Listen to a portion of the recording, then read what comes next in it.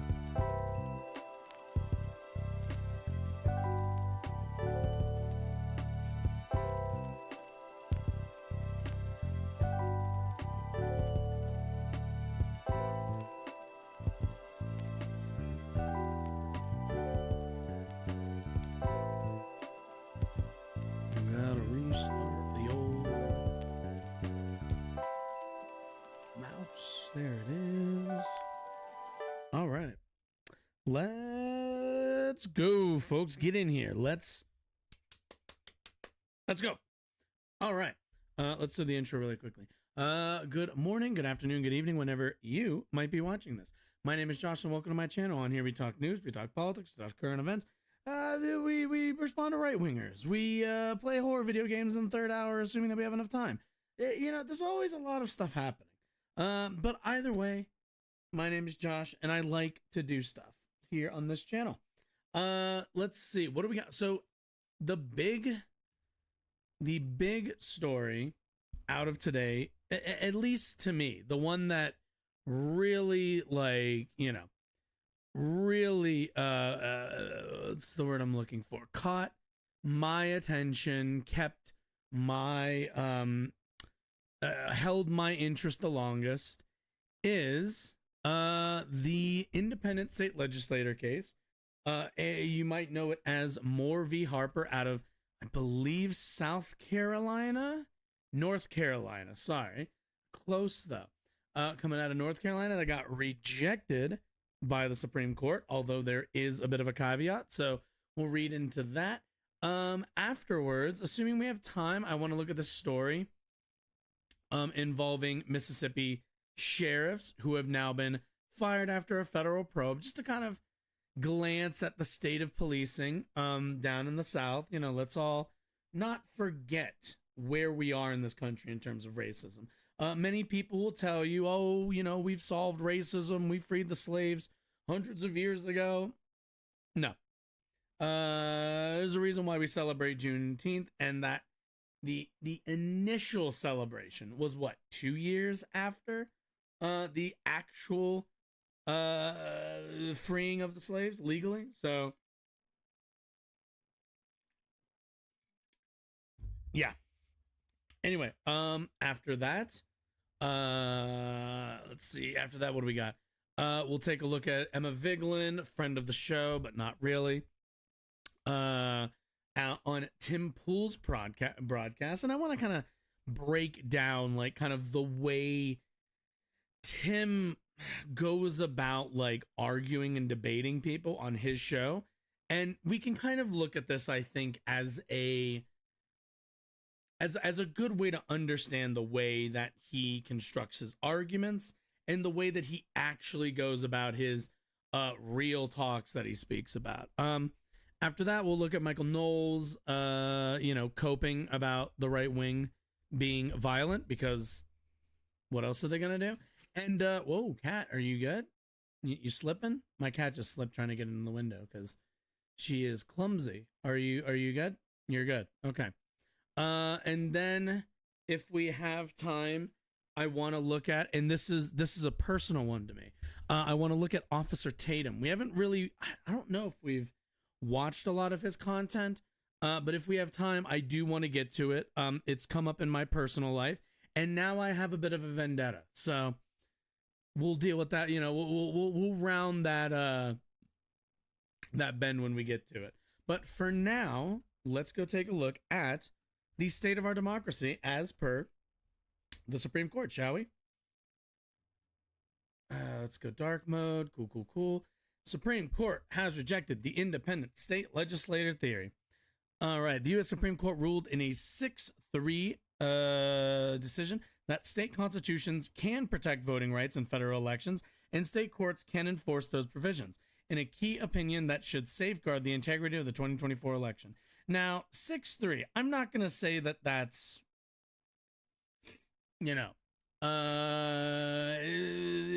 that's quite enough, because keep in mind, this was only saved by what? One vote? If not, oh no, 2 votes, right? Because it would have been 5-4. Yeah, 2 votes and, 2 flipped votes, and that's it. So, I mean, keep in mind, or no, is that 2 votes? Am I crazy? Half of, yeah. 2 nays flip this. We only edge this out by 2 humans, 2 individuals' votes.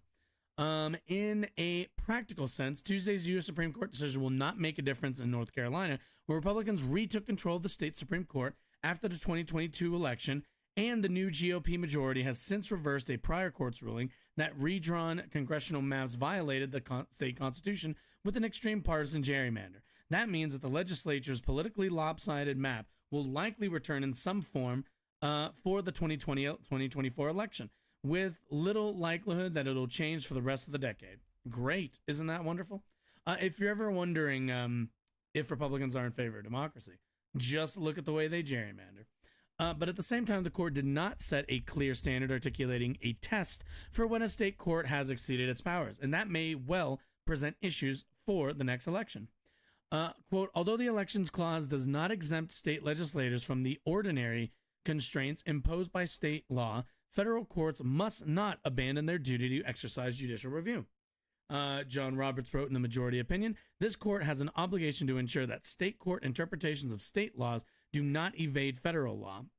For example, states, quote, may not sidestep the takings clause by disavowing traditional property interests, unquote. While the court does not adopt a test by which state court interpretations of state laws can be measured in the cases implicating the elections clause, state courts may not transgress the ordinary bounds of judicial review, such that they arrogate to themselves the power vested in the state legislators to regulate federal elections.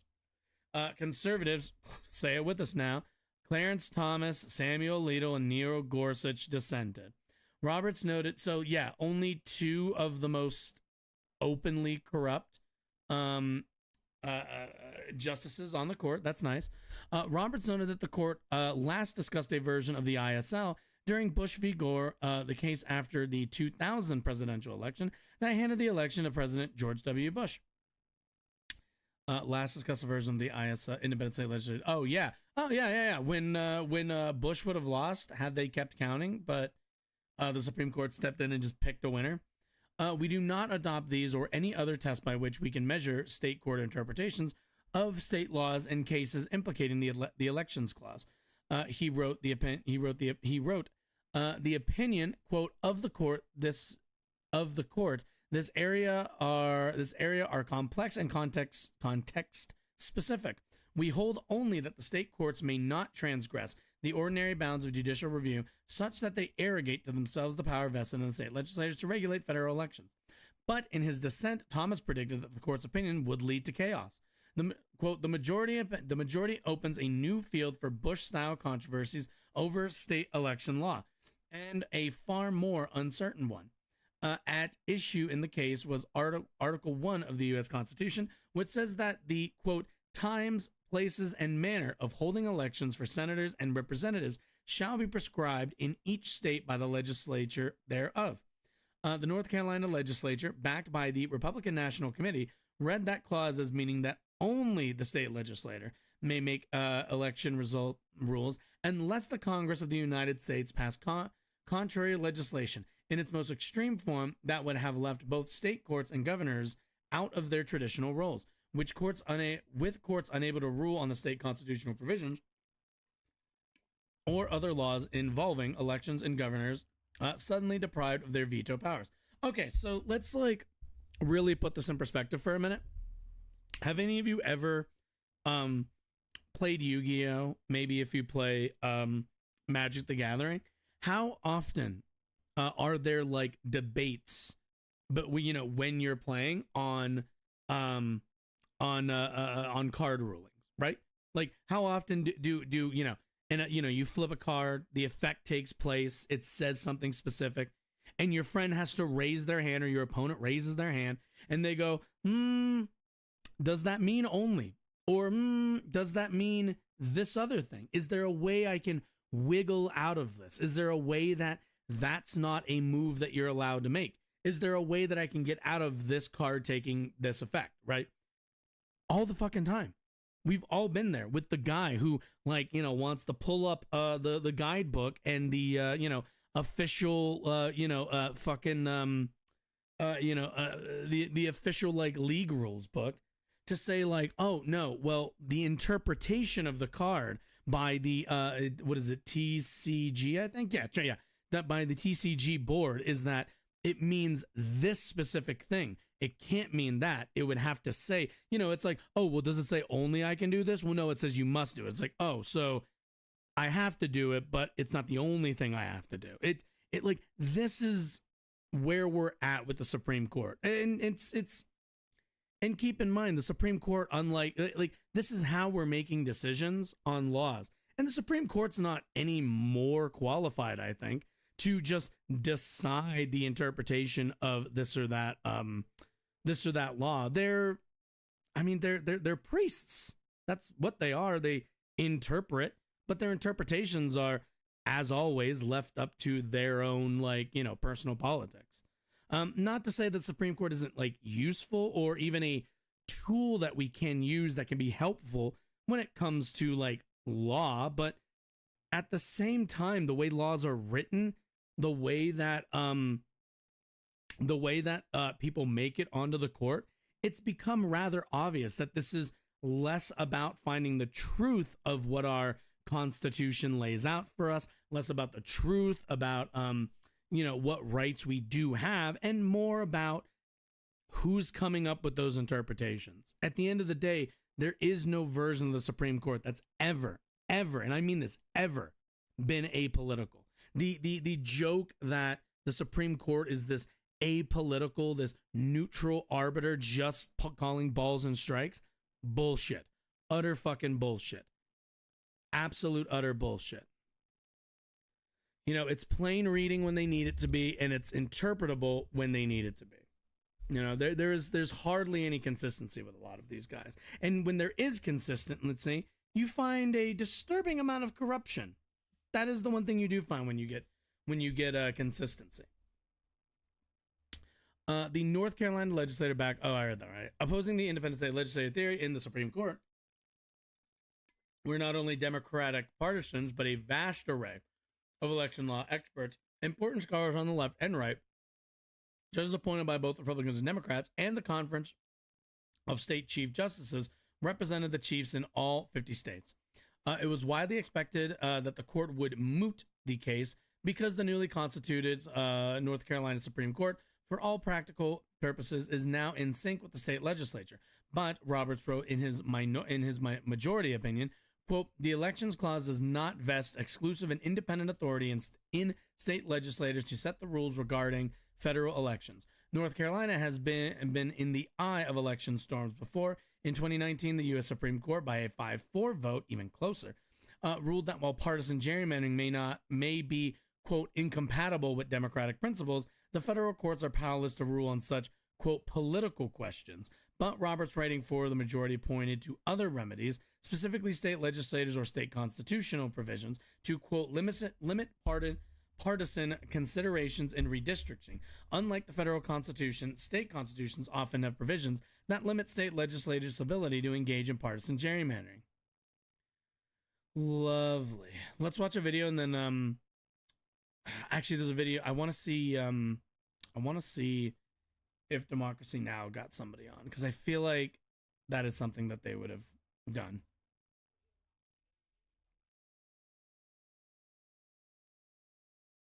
Oh, my headphones aren't connected.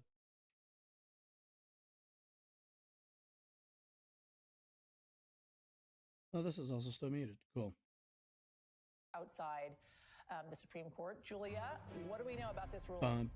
This is the biggest ruling today. Of course, there's some bigger ones we're expecting later this week, but the Supreme Court has said that the North Carolina state legislature has to let its courts review changes to voting there. This all came up in 2021 when the Republican-controlled legislature said that their court did not have the authority to review the way they drew congressional maps.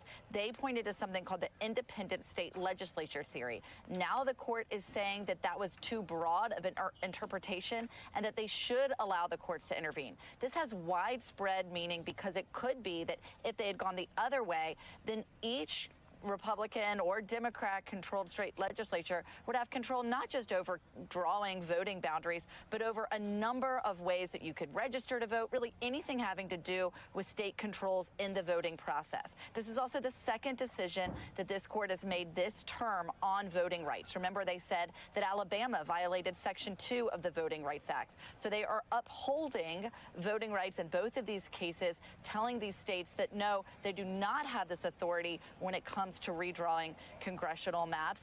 And we're now waiting for bigger decisions to come later this week on things like LGBT rights, student loans, and affirmative action. They're running out of time. We expect those decisions to come probably Thursday or Friday of this week. Those will be big days, and we'll keep watching it. All right, Julie Ainsley outside the Supreme Court for us. Thank you. Want to bring in Laura Jarrett now, who has been following this very closely as well. Laura, if you will, walk us through, as we just heard from Julia, the decision there, the significance of all of this and what it means going forward. Well, it had the potential to be quite sweeping if the court had actually adopted what the Republican lawmakers had wanted, which was that state courts would have zero role to play when it comes to evaluating how states go about running federal elections. That would have been a bold and aggressive move, but the Chief Justice and Justice Kavanaugh not going along with the rest of their conservative colleagues here, deciding that, in fact, state courts do still have a role to play. Now, of course, this was all about a map dating back to 2021, but it's really about what's going to happen in 2024, Yasmin. Yeah. And that's why it's so important that they actually decided to knock down this theory now before we were reaching some sort of emergency situation where it's on the eve of, having to decide a major dispute. Remember all of the cases that former President Trump filed back in 2020, and all of those cases where state courts had a major role to play in saying that the president was not right, or at least not adopting his theory. If they had bought into the Republican theory there, state courts would have had no role to play in all 60-some of those cases that he lost. So it is a major victory for voting. And keep in mind, every time that they say, so the biggest issue here is, like the overall biggest issue would be that, because I find that there's always a lot of the state court's this and they have the power to do this. The overall takeaway from this is the Supreme Court could have ruled in a way that state courts and governors would have no ability to rule or influence on elections run federally in their state. So if you're in North Carolina and you pass some absurd election map, some kind of just crazy racist map, or in the case where in a scenario that Donald Trump wanted to see, in North Carolina, we'll use as the example, if you don't want your state to send its electors for Joe Biden, you can just say, nope, we've decided that we will send whoever we want, or we will move, do whatever it is we want to do with this kind of election. We'll strike people off the voter rolls. We'll, it just completely disenfranchise people. There wouldn't be a mechanism for really legally for anybody to do anything, because if the Supreme Court had ruled in favor of North Carolina at this time, it would have been a situation where the federal government can't get involved because states run their own elections, even for federal elections, and states' Supreme Courts and their governors also have no ability to rule or influence any of this. It's strictly up to the legislature. So as long as Republicans in North Carolina could hold the legislature, they can do whatever the fuck they want in their elections, whatever it is that they want. They have carte blanche to essentially pick winners and losers. Now, would they do that so openly and brazenly? Probably not. But you don't need to just declare the election for a Republican candidate. You just need to find enough reasons to kick people off of the ballot. That's all you have to do, or kick people off of the voter rolls, I should say. That's all you have to do. Pass a gerrymandered map that makes it virtually impossible for Democrats to win. That's the that is the way you would do this. And without a court's ability to rule on this in the state, and without like even and without anybody being able to rule on any of this stuff, and it only being left up to the legislature, it would leave our democracy up to the most partisan of partisan, which is going to be the state Senate. So keep that in mind. Rights advocates who had been very concerned about what the court would do because they took the case in the first place, right? So people were saying, well, why did the court take it? Why didn't they just affirm in the first place? The fact that they took it at all is what had so many wondering, what would they do? And Mimini had thought, you know what, they'll just dismiss the whole thing as moot. They'll just decide we don't need to reach this right now, especially because the lower court decision, which is the one that they were actually reviewing, they had reversed themselves because the court had changed hands, had changed political parties. So they could have just said, we're not going to do this. We're going to wait for another day, but they didn't. And they decided to take it now and make sure that at least for right now, people are aware going into 2024 what the rules of the road are. Yeah, and keep in mind, and the reason why they said that it's not nearly as up in the air for North Carolina is mainly because North Carolina now has parity in terms of which party is running the state legislature and the state Supreme Court there. So like in a way they already have a lot of control over this stuff, which means that they're going to pass gerrymandered maps. They're going to disenfranchise as many people as they can. And the Supreme Court is just going to give them a rubber stamp on that. But again, this is still working within the framework that we have. So, if there is a change on the state Supreme Court, if there is a change in the legislature, there are legal avenues to challenge some of the overreach that might take place, and almost certainly will. But I want to see. Bring in now Neil Katyal, who argued this case in front of the Supreme Court. Okay, Neil, I've seen this guy. Great to talk to you. Your reaction? Well, I could not be more pleased. The decision's just come down a few minutes ago, and so we're all still studying it, but it looks like a clean win and a vindication for my client Common Cause's position, which was that, over 200 plus years, no one has read the Constitution the way that the Republican National Committee wanted to read it here. And keep in mind, as with a lot of stuff when it comes to the courts and when it comes to seeking the Supreme Court of the United States as opinion on things, it's not about this historical understood reading of our laws, of our Constitution. What it comes down to is if you want the rules written in your favor, you're going to need judges who are already siding with you. You need the refs to already be in your back pocket. And that's what the Federalist Society is here for. They shepherd a lot of these right-wing judges through the system, connect them to all sorts of people, so that when the time comes for Mitch McConnell or a Republican-led Senate to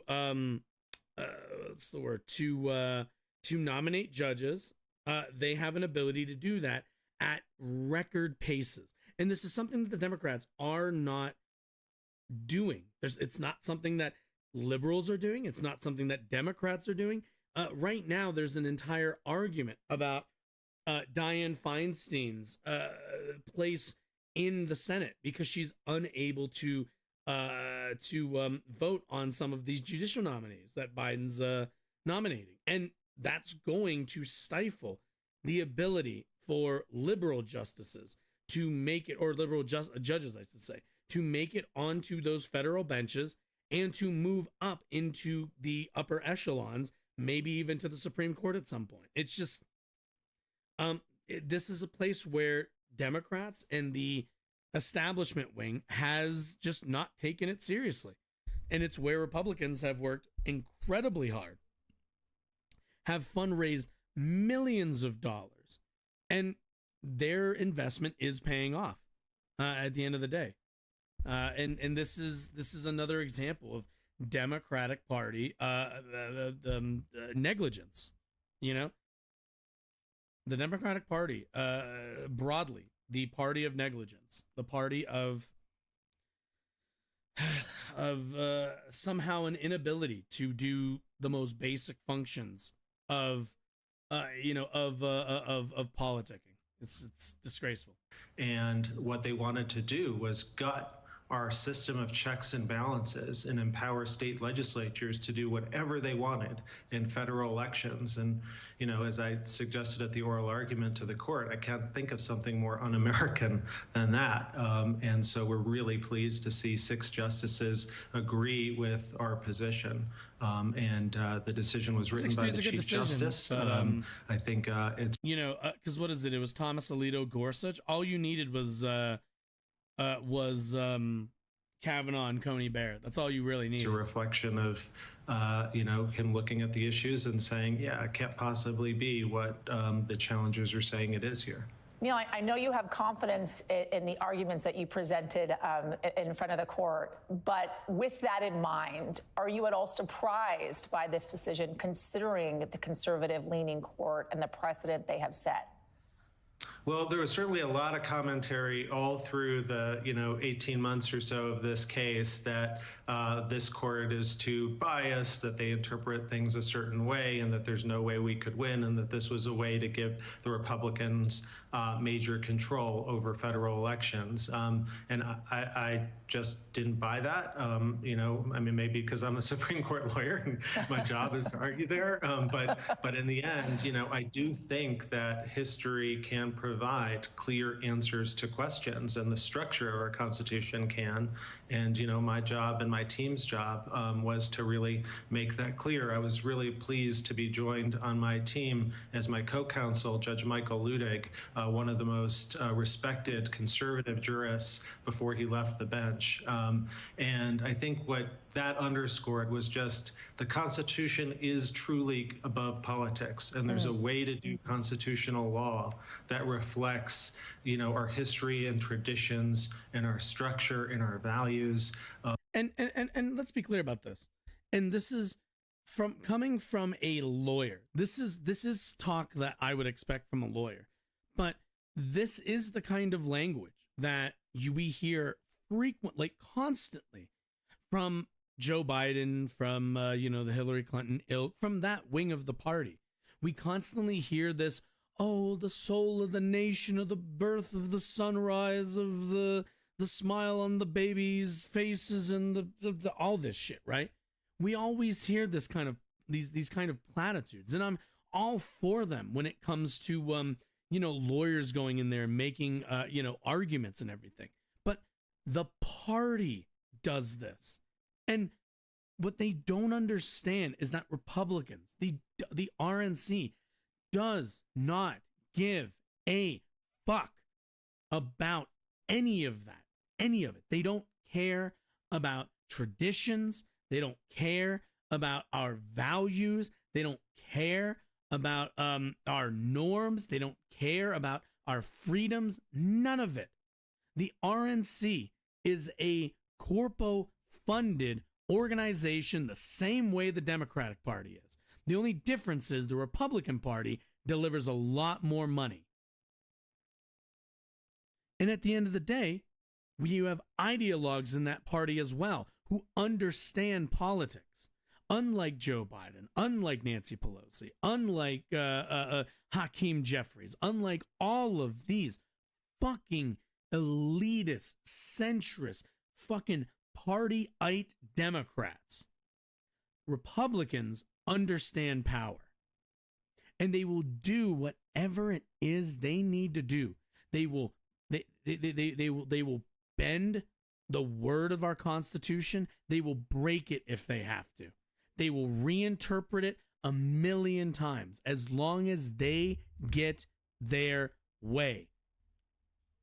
We are in a time, we are in a moment in this country where we cannot sit idly by while every couple of months the Republican Party, some red state is trying to peel back gay marriage, peel back democracies, the possibility for a thriving democracy in this country.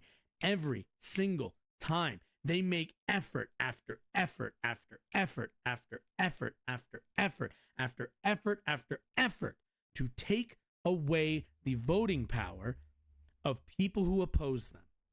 And every single time they step up, Democrats don't move a muscle. They don't offer any defense. They figure, let the courts figure it out. They figure, let the lawyers argue it. Let's gamble on a few lawyers arguing for this democracy to, quite frankly, keep the last of its breath. We frequently say we don't have fighters on the Democratic side, and that's incredibly true. But what we have worse than anything are people whose values are not in the proliferation of democracy, who aren't in the enfranchisement of everybody in our nation. It's just to keep things exactly where they are at any moment. And it's never going to be enough. It's never going to be enough for Republicans. They're never going to stop trying. They're like, at the end of the day, they've got people getting groomed by TPUSA. You don't think we're going to be dealing with this in 10, 15, maybe 20 years? People my age stepping up who grew up, who were watching TPUSA in their early 20s, early to mid 20s. You don't think we're going to see that? We're not going to see eventually those dividends pay off? And what is our alternative? We have Democrats who stifled Bernie every single time he made the party popular. So this article caught my eye. It's the same topic, but I'm interested what the leaving the door ajar is. Repudiated the most extreme form, by a 60 vote. At the same time, however, Roberts said that in overseeing election provisions, state courts, quote, do not have free reign to exceed, quote, the ordinary bounds of judicial review. How to know when courts do exceed that power? The court majority didn't say, leaving for another day the task of articulating a standard for determining when federal courts may tell a state court that it has gone too far in interpreting state law. Joining Roberts in the majority were conservative justices Brett Kavanaugh and Amy Coney Barrett, and the court's three liberals, Sotomayor, Keegan, and Ketanji Brown Jackson. Justice Clarence Thomas wrote in the dissent, saying first that the case presented no live controversy anymore since a subsequent state Supreme Court decision had thrown out the original ruling. Justice Samuel Alito joined that part of the dissent only, but Justice Neil Gorsuch joined the second part of Thomas's dissent, which disputed the majority's conclusion on the merits of the case. And this is also what the conservatives will do. They will rule in a favorable manner, but tell them you need to bring me this. Like narrow it and bring it to me, and I can give you a vote. Election experts disagreed on the effect of the ruling. NYU law professor, no, I'm just kind of curious. Legacy of Bush v. Gore. Okay. So that was their whole thing. Okay, cool. That we don't have any kind of measuring, because that's also like when we're discussing law and when we're like litigating law, I suppose, the boundaries of any of this stuff can't be vague, because any vagary immediately leads to exploitation. So it's telling that they would leave, that sort of stuff, still available to them. We'll see, do I think this is the end of the independent state legislature theory? Not at all. Not at all. This is only one version of this kind of the ruling they are looking for. So keep that in mind. All right. Should we go to Mississippi? Shall we? Okay. So, every once in a while we talk about policing on here. And to put it plainly, policing in the United States has a lot of misgivings, in my opinion. We tend to, we tend to have a much more highly militarized force than a lot of countries and a lot of our contemporaries. Because of that, you tend to see a lot more, I think, authoritarian tendencies that crop up in local police, local police precincts, and because of kind of the, I don't want to say like boys club or frat mentality, but it is a very insular community that police enter into when they join the force. And because of that, you do see a lot of abuses. I want to take a look at this story from the AP coming out of Mississippi from the M.I. Crooked letter I, humpback I. We need to go take a look at Mississippi, because apparently federal investigators did too. All right, deputies accused of abusing black men are fired by Mississippi sheriff amid federal probe. Take a look. Jackson, Mississippi. All 5 Mississippi deputy sheriffs who responded to an incident where 2 black men accused the deputies of beating and sexually assaulting them before shooting one of them in the mouth, Jesus, have been fired or resigned, authorities announced Tuesday. The announcement comes months after Michael Corey Jenkins and his friend Eddie Terrell Parker said deputies from the Rankin County Sheriff's Department burst into a home without a warrant. The men said deputies beat them, assaulted them with a sex toy. What in blazes? Assaulted them with a sex toy? What, they beat their ass with a dildo or something?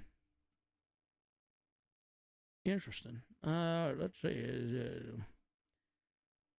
Some kind of, what the hell? 2 hours of torture? Okay, we'll read that next maybe. And shocked them repeatedly with tasers in a roughly 90-minute period during the January 24th episode. These cops responded for 90 whole minutes? What the hell were they doing all that time? Okay. Jenkins said one of the deputies shoved a gun in his mouth and then fired the weapon, leaving him with serious injuries to his face. Yeah, I bet. Tongue and jaw. The Justice Department opened a civil rights investigation into the Rankin County Sheriff's Department after the episode. Why do they keep saying episode? Let's see. Rankin County Sheriff Brian Bailey announced Tuesday that deputies involved in the episode had been fired and some had already resigned. He would not provide the names of the deputies who had been terminated or say how many law enforcement officers were fired. Bailey would not answer additional questions about the episode, which is also bullshit. The idea that a public servant is allowed or is more rather identity is hidden after they are fired after such an egregious claim. This person was a representative of the state. I paid, well, not me personally, but people in the state of Mississippi, the good state of Mississippi, paid their taxes for this man, paid for his house, his car, his dog, probably his extra firearms that he bought. And you're telling me that you can't provide the names of these officers who clearly were acting in an egregious and gross manner? That just ain't right there. That ain't right. I can do this all day, by the way, folks. Virginia was a southern state. Due to the recent developments, including findings during our internal investigation, those deputies that were still employed by this department have all been terminated, said Bailey at a news conference. We understand that the alleged actions of these deputies has eroded the public's trust in the department. Rest assured that we will work diligently to restore that trust. Bailey's announcement also follows an Associated Press investigation that found several deputies who were involved in the episode were also linked to at least 4 violent encounters with black men since 2019 that left 2 dead and another with lasting injuries. Deputies who had been accepted to the sheriff's office's special response team, I'm kind of disappointed that it didn't end up being stars. We're so close. We got the S, the T, and the R. A tactical unit whose members receive advanced training were involved in each of the 4 encounters. Deputies said the raid was prompted by a report of drug activity. When have we heard that before? Police and court records obtained by the AP reveal the identities of 2 deputies at the Jenkins raid, Hunter Elwood and Christian Dedmon. It was not immediately clear whether any of the deputies had attorneys who could comment on their behalf. In a phone interview Tuesday, Jason Dare, an attorney representing the Rankin County Sheriff's Department, said the department knows of 5 deputies who conducted the Jenkins raid. Jenkins and his attorney have said 6 deputies were at the home. All 5 identified by the department were either fired or resigned. There is no body camera footage of the episode. Again, rather convenient, don't you think? I'd say, I'd bet about as much money as I got in the bank right now that there ain't gonna ever be no body cam footage. No sir, no there won't. Records obtained by the AP show that tasers used by the deputies were turned on, turned off, or used dozens of times during the roughly 65-minute period before Jenkins was shot. And what in the hell you need tasers going on and off after 65 minutes? You shock someone, you pick them up, you take them to the car. It's just a bit suspicious if you ask me. Jenkins and Harper have also filed a federal civil rights lawsuit and are seeking $400 million in damages.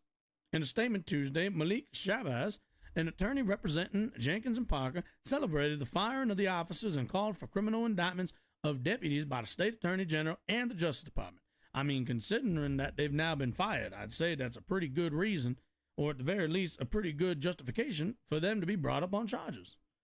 The fire of the Rankin County, Mississippi Sheriff's Department involved in the torture and the shooting of Michael Jenkins and Eddie Parker is a significant action on the path to justice for one of the worst law enforcement tragedies in recent memory. Sheriff Brian Bailey has finally acted after supporting much of the bloodshed that has occurred under his reign in Rankin County. Michael Goldberg is a core member of the Associated Press. Oh, wait, this is just this person, the writer's name. I want to know what happened with this here sex toy. Oh, boy, that file's all messed up. Mississippi Sheriff's Department is already under investigation for possible civil rights violations after allegedly placing a gun in a black man's mouth and firing it. Cool. We know that. The allegations are contained in a letter to the Justice Department written by Michael Cord Jenkins' attorney, who provided a copy to the Associated Press. In it, attorney Malik Shabazz urges federal prosecutors to file civil rights charges against the deputies and to open a broader investigation into what he called the, quote, unconstitutional customs and practices of the entire sheriff's office. Jenkins accused 6 deputies bursting into a home where he was visiting a friend on January 24th, putting a gun in his mouth and firing nearly 2 hours of torture. After nearly 2 hours of torture. Sorry about that, folks.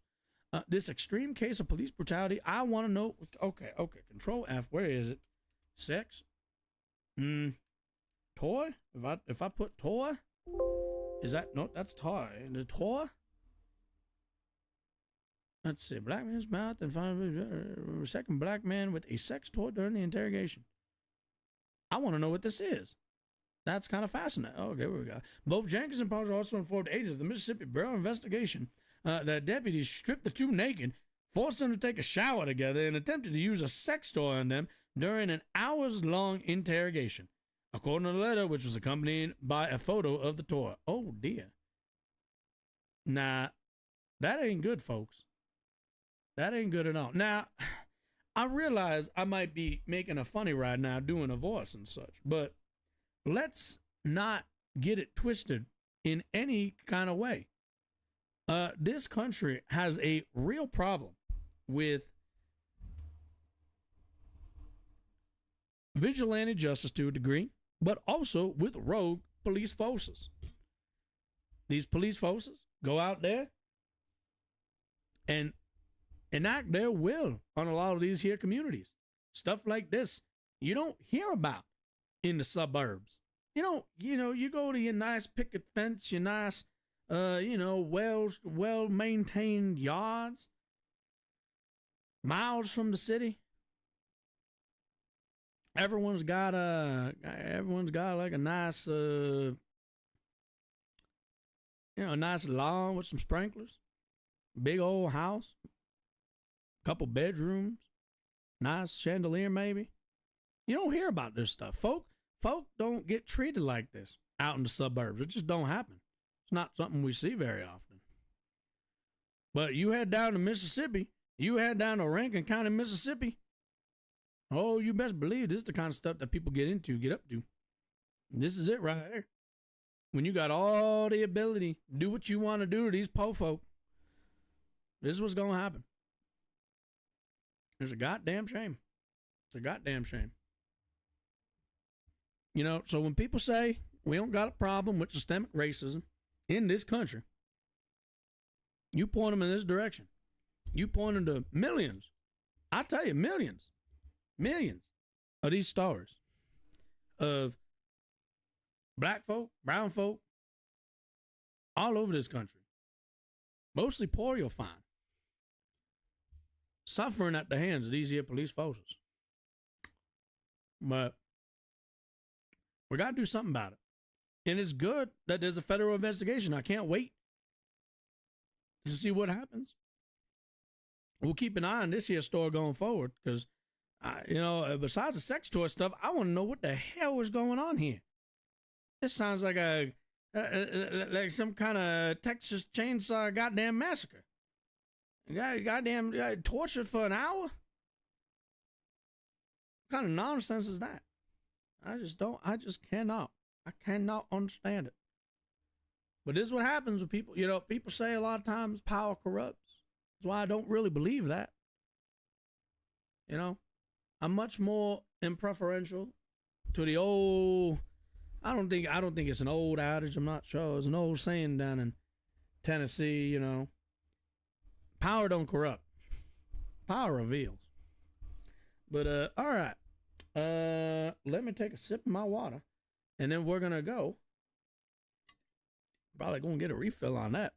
We're gonna go shift into the legally distinct, by the way, fun half, where we'll take a look at the majority reports Emma Vigeland on Tim Pool, and kind of break down that sort of stuff.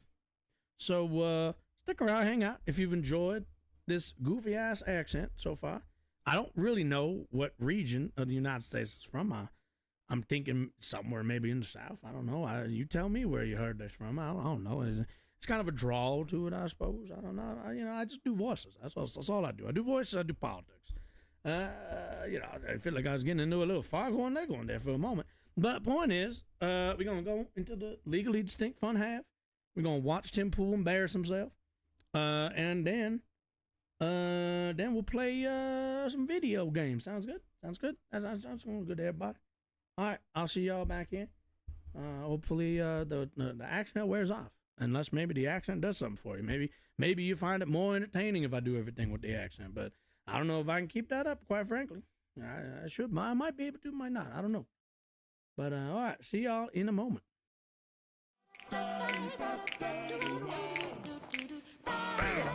So do not shop at Target, or else you're gay. Spit in my mouth, look in my eyes. Just to simplify this, I think we're just going to use I may keep the pantyhose on. This feels kind of good. actually. Larger than that, Darby. I live like a capitalist every single day. Beat it up, N-word. What is more important to our culture than the Joker? I don't like them putting chemicals in the water that turn the friggin' frogs gay. I like black guys a lot. The alpha males are back.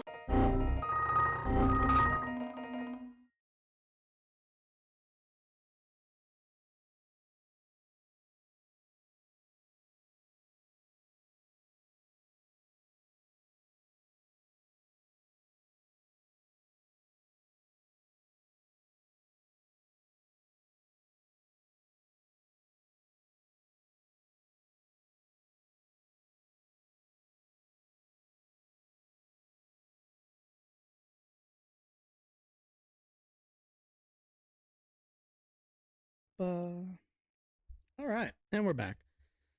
God, how long is that? That's like what, 40? I think it's like 45 seconds is the transition into the legally distinct fun half. So, oh Jesus.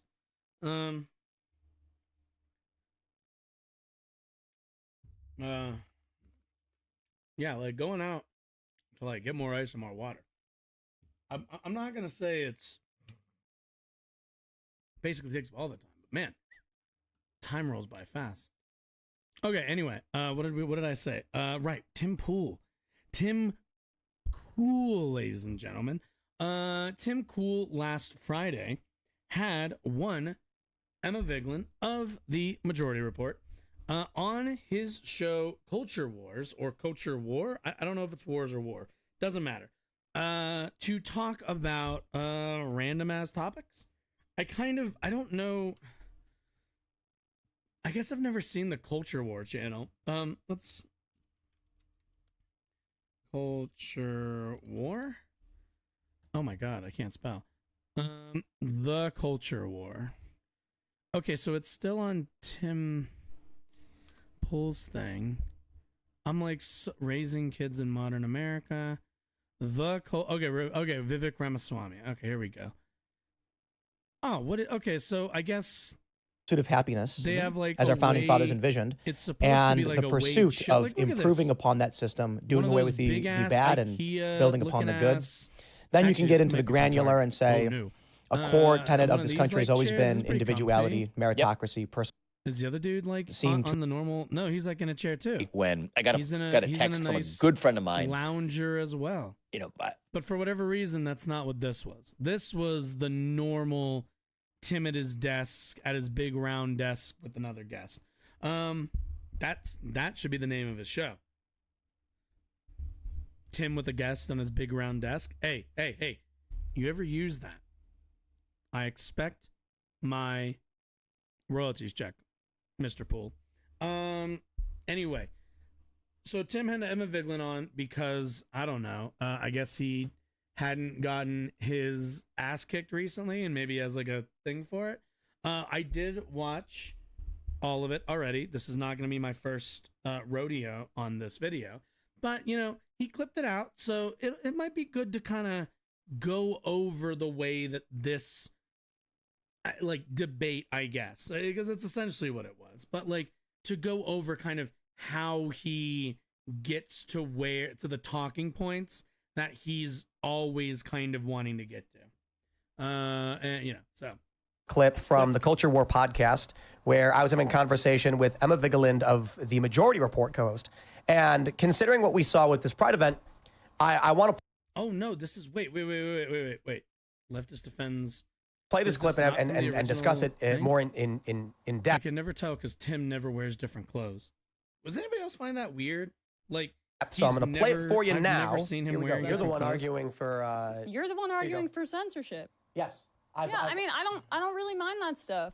I mean, are you in favor of children seeing violence on television? No. That scares me a little bit more. It depends. It's not so simple to say violence, right? What is this? It's not so simple to say violence. It's either violent or it's not, Tim. It's really funny that like there's no nuance for anything Tim is like fine with, but like, you know, like it's absolutely nothing. It's like, oh, do you think it's okay that like kids watch a lot of like violent content on American television? And he goes, oh, well, you know, that's a bit different. But then it's like, all right, are you cool with kids getting sex ed education at like a younger age or at all while they're in school? And then it's like, oh, well, you know, I just think it's great. It's just, come on, dude. But yes, censorship is a good thing, but when done bad is a bad thing. Yeah. For instance, Ian Crossland, who is a co-host on Timcast IRL, used to be a moderator. Isn't that the dude? Okay, if I remember correctly, Ian is the dude on the middle right. For Minds.com, and he had to filter out graphic depictions of murder and rape and child abuse. Censorship is absolutely vital in that regard. So if we're talking about a book like... So, like, okay, so the point he's trying to make here, which I think he's not wrong about, there is a level of censorship that we should have for, you know, pretty much everything. The FCC censors a lot of what's on TV.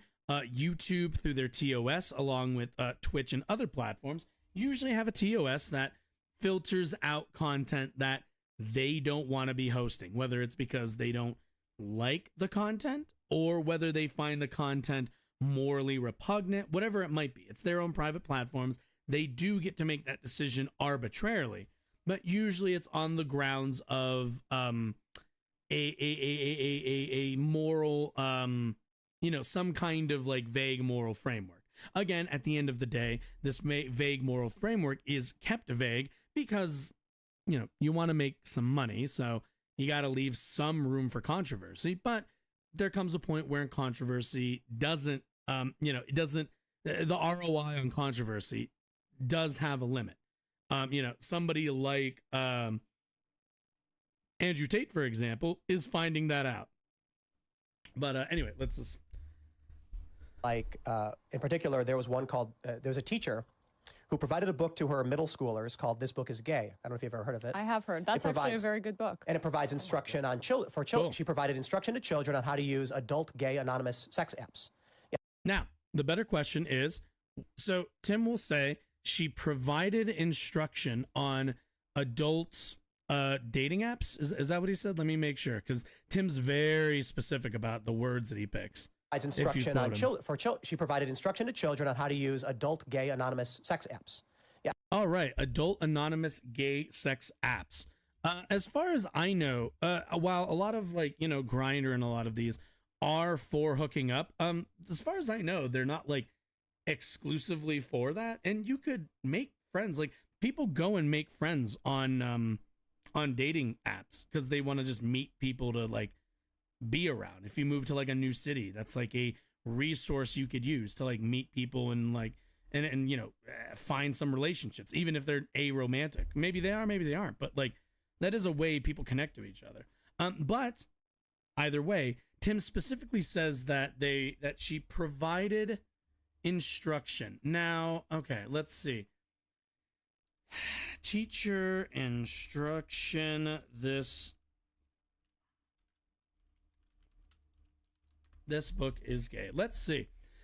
This book is gay. Gets Illinois teacher reported to police. I'm assuming it's this.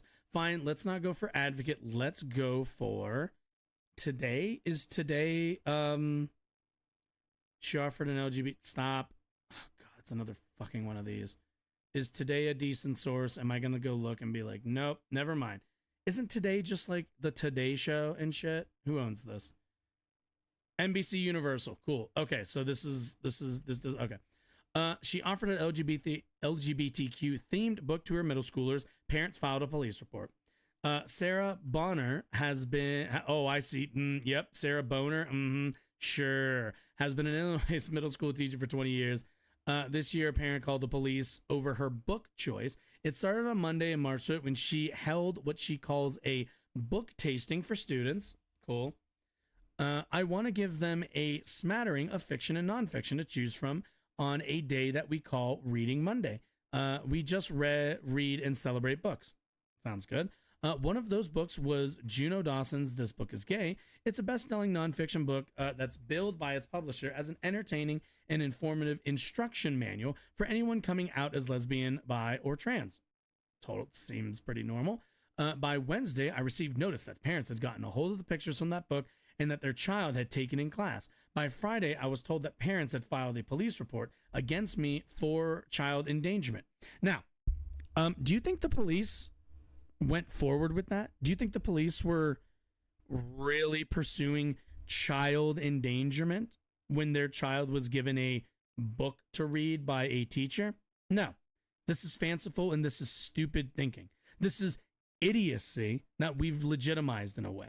In no way is any of this, first of all, provably endangerment. The closest thing you could get to giving somebody a book and being aligned with danger would be the Bible. If we want to be really honest here, the only book that's going to endanger your child is the Holy Bible. The notion that I was putting children in danger because of books, I didn't feel safe. I knew I couldn't go back. Things have really changed. Yeah. So yeah, this woman loses her job and or ends up leaving.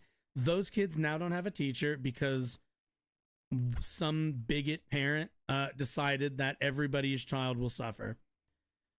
I've been fortunate up until now to be supported by the communities that I've taught with. Boner says the signs of a potential issue started at the beginning of this school year and this heightened culture war that's continuing to build nationwide. And yeah, and that's what this is. you can almost guarantee that she's been recommending books of this nature probably for a couple years, if not longer. And only now are parents beginning to scrutinize schools and books and everything else, because the culture war has told them that, the teachers are trying to trans their kids or, try to sexually assault their kids. It's utter bullshit, and it's also just fucking brainworms. They've all been told that now it's suddenly become a problem, an epidemic of kids being predated on by their teachers, even though none of them can point me or really anybody else to some significant rise in child sexual assault from teachers. Yet the last couple of weeks, we've been getting reports of hundreds, thousands of kids sexually assaulted by pastors and church leaders. So, a really authentic care for the kids going on. Yeah, I don't think that's appropriate. Now, look, by all means, you can be in favor of them. Maybe she had a child. Maybe she had a child in her classroom who wanted to go on Grindr and have sex with adults. Is that your argument? No, I mean, I'm not saying that. First of all, I don't know. Again, this is why would a 10-year-old need Grindr? This is this. Also, my favorite thing is, like, how did we get to talking about Grindr? How? Like when it comes down to it, Tim has decided to start with this, like, why is a 10-year-old on Grindr? Who was talking about 10-year-olds on Grindr? Emma certainly wasn't, but that's the only way that Tim has to reframe his entire argument, has to bring it always back to this really controversial and really inflammatory framing of this entire issue. What we're talking about is teachers recommending books to kids of a pretty wide variety, and a few parents having issues with it because, I don't know, they're bigots, they're transphobes, they're homophobes. I don't know their politics, and I don't know what their issue is. But at the end of the day, we all kind of understand, I think, in a broad sense, that children having access to more text is better than the broad censoring of texts. Like, obviously there's like carve-outs for like educational value, but like what Tim's trying to do is equate a book that is about the process of coming out to pornography. And I'm pretty sure he's going to mention it somewhere in here. Even though pornography has no educational value, the actual point is just for consumption. Like, and that's not what, nobody writes a book. Nobody was like, nobody, when you go to like jerk off, I don't think you're reading like books for that. Pretty sure you're like, going online and watching a video, which, by the way, kids have access to the internet now. So like, what would you rather have them figure out any of their sex education through what? The internet, through social media? Or would you rather an educator be there to explain everything to them? Especially if it's in a book that's, again, like some kind of award-winning book. I think I didn't remember it. One of those nonfiction awards. I don't know which one, but like still, like, these are your options. This is the thing that you do, though, Tim. Oh, that you're picking. Wait, did I say weeks? I said last couple of weeks we've got reports of thousands of kids being assaulted by priests. Specific example. Well, if parents don't want their kids downloading Grindr, I'm pretty sure they can put locks on that account. Like, there are ways to kind of stop that. Forcing that porno on kids and try to do so sneakily. So what do you mean? Okay, so what do you mean by force? Because you say force, but you'd have to demonstrate any of this force. We have not gotten one report of a teacher forcing their kids to read these books, only offering it to them as an option for reading. The same way any library has thousands of books on option, but nobody's forcing you to read this or that book in the library. No teachers forcing their kids, you are going to read genderqueer, you are going to read this book is gay. No, it's there for people who would find it interesting. The same way Catcher in the Rye would be, the same way Great Gatsby would be, the same way, what's that John Green book that has like a blowjob in it? I think it's Looking for Alaska. Yeah. That book. I remember when that got banned. Like, because there's a there's a whole part about one of the characters getting like a blowjob and how like unimpressive it was. And like that book is for teenagers. So like, again, also what, 1 second. I didn't even look to see, and I don't know if it said. Police, here it is. In the Rye.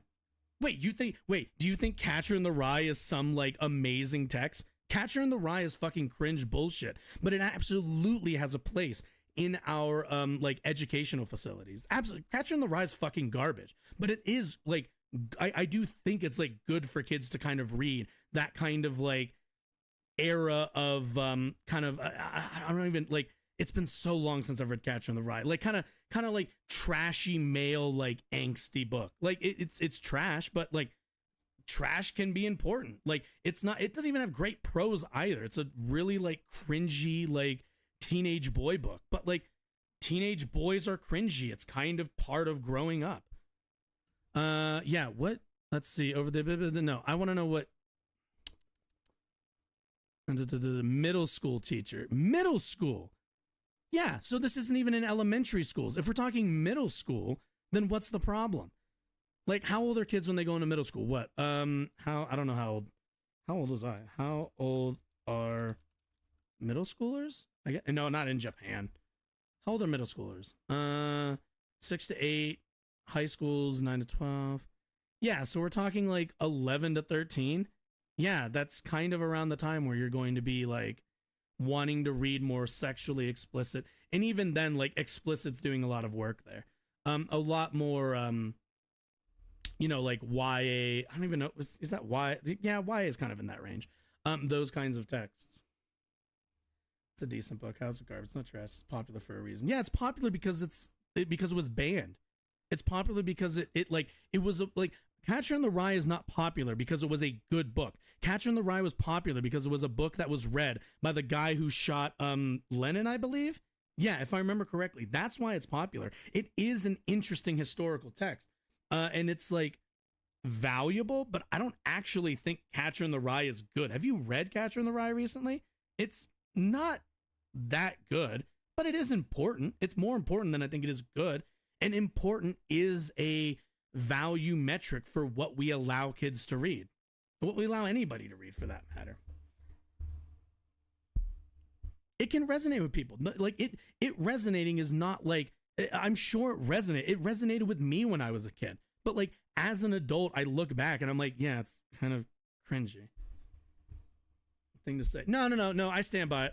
I don't think Catcher in the Rye is, from a literary standpoint, I think it's significant, but I don't think it's actually if it came out now, we would treat it with any reverence. I think in a vacuum, it's kind of mid, but in its time, and because of the John Lennon, I'm pretty sure it's John Lennon, connection. That's why it's held on to its relevance, because people turned it into this really like, what's the word? Like this really controversial, really newsworthy, like book, because it was the whole like, whoa, let's get into the mind of this crazy guy that shot John Lennon. I think he got shot. I don't 100% remember. I'm not old enough to remember that, the whole case behind Lennon's death. But like the whole, you know, it's like, you know, it's like whenever any killer does anything, you go, same with what's the Columbine shooters read the Anarchist Cookbook, I think, and that's the only reason why anybody knows about the Anarchist Cookbook. I don't know if it's a good book necessarily, but it is, you know, like a significant text in American history, I would argue. Catcher in the Rye has been consistently listed as one of the best novels of the 20th century shortly after its publication. In an article for the New York Times, Nash K. Berger called it, quote, an unusually brilliant novel. Why is it significant then if it's a bad book? Because it's significant. Significance has nothing to do with quality. In something like porno blowjob books. Like, I'm not making a, like, it is important. How would it become significant if it's trash? Because it was connected to a famous killing. That's why. That's my argument. I don't really think it's that good of a book. That's my personal opinion. And I think it's significant because significant before the killing. I I don't think to the degree that like it is afterwards.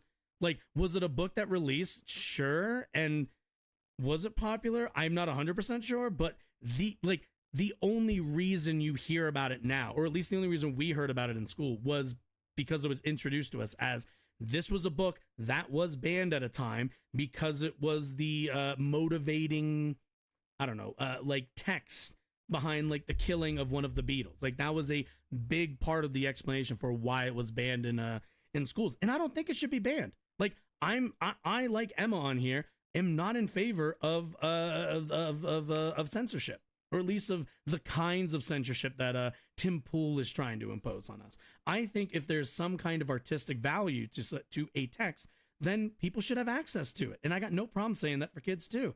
But Tim Pool's trying to draw this like, oh, well, the book has like material that I find personally non-valuable. Well, that's all well and good, man. But like, it's not really about what you find personally unvaluable. And his value and his like value metric is, I think it's porn, which is also bullshit.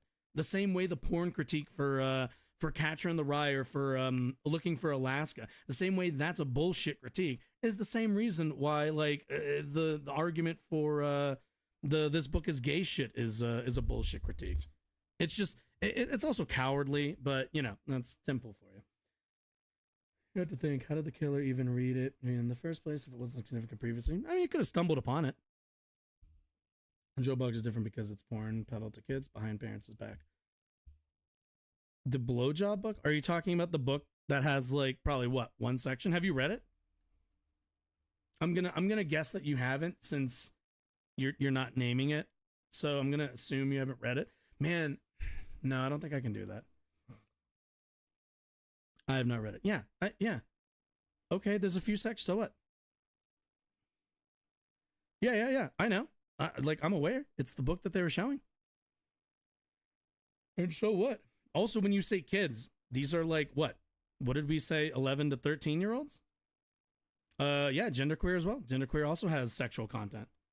I mean, first of all, I'm in favor of kids getting sex ed before 10. So there's also that. Want to go way younger than that. Yeah. Like I said, sex ed as soon as you can get. I believe sex ed experts say that, oh, what is it?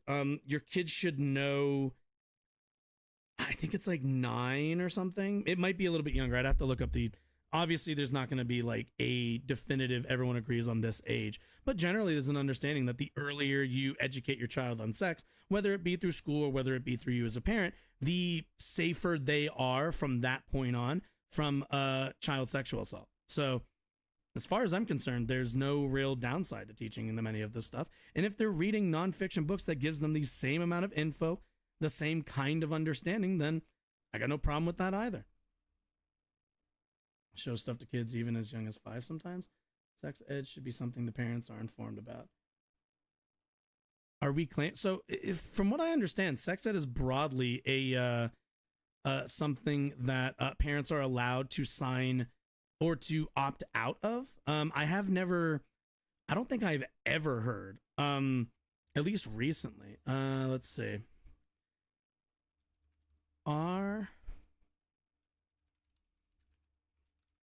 To opt out of, God damn it, of sex ed. Opt-out provisions give parents, guardians. Okay, let's see. What sexual information and education? Cool. Opt-in versus opt-out. Nice. Okay, 34 states in DC have opt-out options. 4 states have opt-in options. 2 states both opt-in and opt-out. 10 states no opt-in or opt-out. I'd be curious to know which states. Oh, here we go. No policies. Okay, so let's see. We have opt-out, basic. Okay, so the only place where there isn't anything are Wyoming, Montana, North Dakota, South Dakota, Nebraska, Kansas. The ones that are opt-in are Nevada, Utah, North Carolina, Mississippi, and Alaska doesn't really have anything because nobody lives there. And you can do either in Indiana, apparently, but basically, what is this? More than half the state has some version of opt-in or opt-out. The only ones who don't have anything. Oh no, these are opt-in. Never mind. Yeah, there aren't really states where you're not going to be informed about this ahead of time. Like, I want it to like stop like here. Thank you. Is a risk factor. How is opt-out a risk factor? Do you mean like the people who opt out their kids are at a higher risk of sexual predation? Yes, that is true.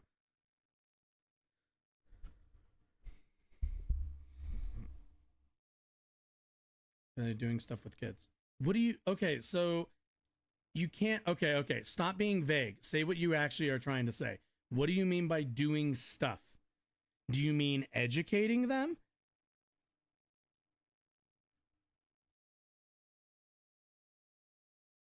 Also, can I get, yeah, what is it? Not telling parents what they are doing. What are you even talking about? Like, okay, Gas Guru, this is my issue. You're being really, really vague, and you're letting your vagueness do a lot of the heavy lifting for what you're trying to imply. And I'm going to ask you to be very specific about what you mean by doing and what you mean by not telling the parents. Because if they have an opt-in or opt-out policy in each one of these states, in what was that, 38 states?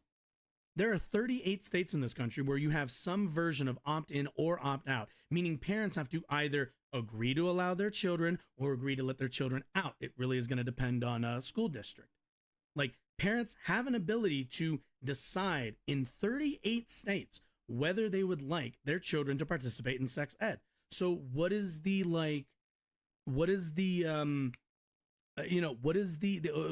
information that parents aren't getting?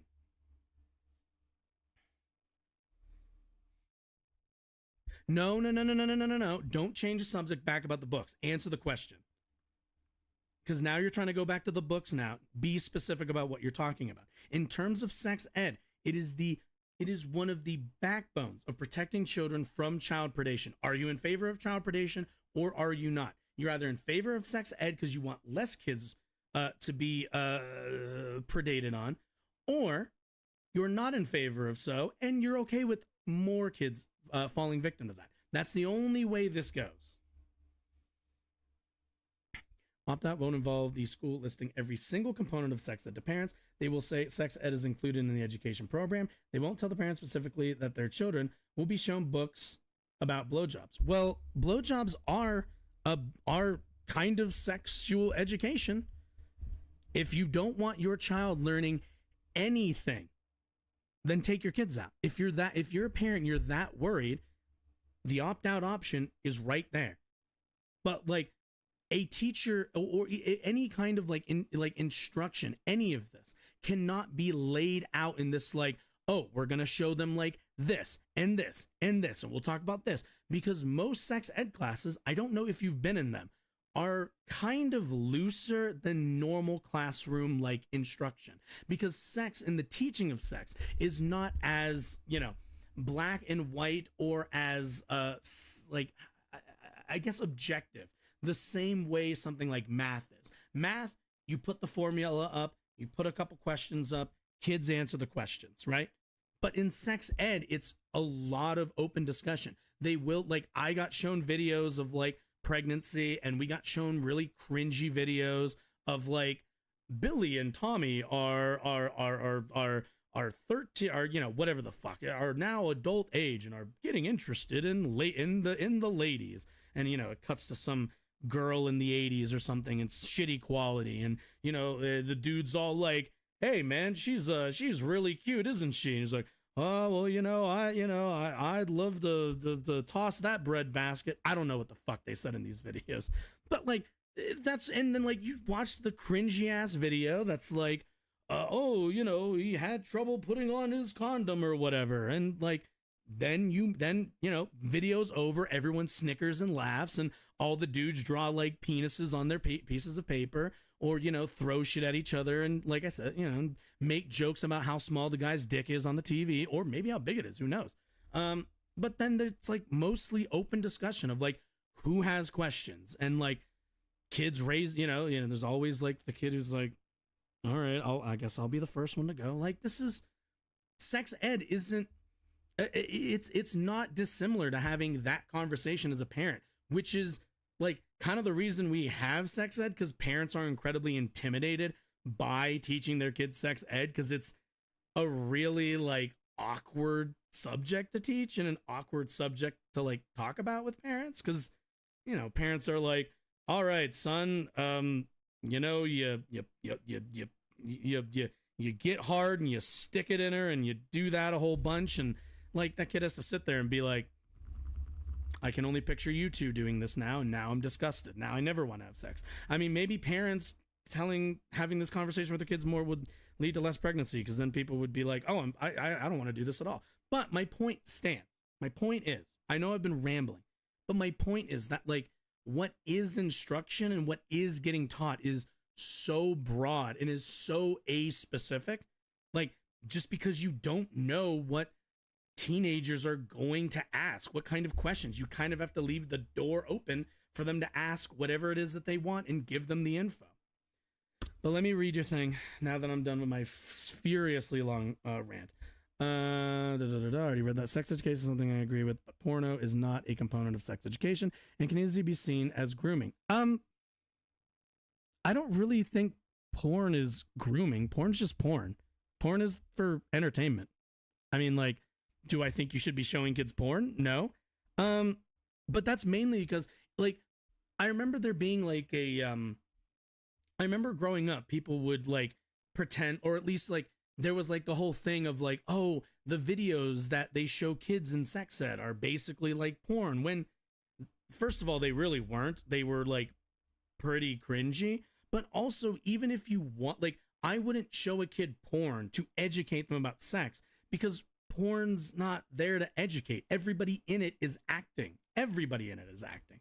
The dude who's laying down the pipe, that dude probably took like 2 Viagras before the beginning of the shoot. Like, homegirl's like making all kinds of fucking noise, and like it lasts for God knows how long. Like, we all kind of know that like porn is fake, it's acting, so you would never show something like that. It's not even useful for those purposes. But like, that's also not what these books are. These books aren't there to like titillate. They're there to educate to a broad degree. Like, they're not there for you to like get off on the pictures or get off on any of it. It's there to give you some kind of frame of reference for all of this stuff. Like, if a librarian, and like, think about your local librarians, man, fucking sweater vests, fucking glasses. Like, do you think they're seeing like porn books and then going, oh yeah, let me wank one off real quick and then I'll put it over on the shelf? Like, no, they read it and they go, okay, there's some educational value to this. There's some artistic value to this. Somebody might pick this up and go, oh, this was really helpful for me to understand this or that, like, thing. Because kids, what I'm finding, younger and younger kids are having, sexual experiences a lot earlier than I was. But like, at least they've got something to go off of, some kind of reference for how to approach all of this stuff. Because the alternative is all of them having no idea how to go about relations with each other. Once again, normal sex ed. Yeah, I don't think that's really happening. How about I put it another way? If they were showing kids pics about how to rape a dog, you would disagree with it? No? Well, of course, that's like illegal. That would be illegal. Pregnancy risks, protection, information, education about sex. That's usually what sex ed is seen as, not telling kids to download Grindr and how to find men. But like, what are you talking about? Where is anybody telling kids, first of all, do you think kids need help downloading apps these days? Is that really something that kids don't know how to do? Most kids live on their parents' cell phones at this point, before they're even like 7. How many kids have you seen in public where their main tool of interaction with the outside world is their parents' phone? They absolutely know how to download any and all apps that they could ever want.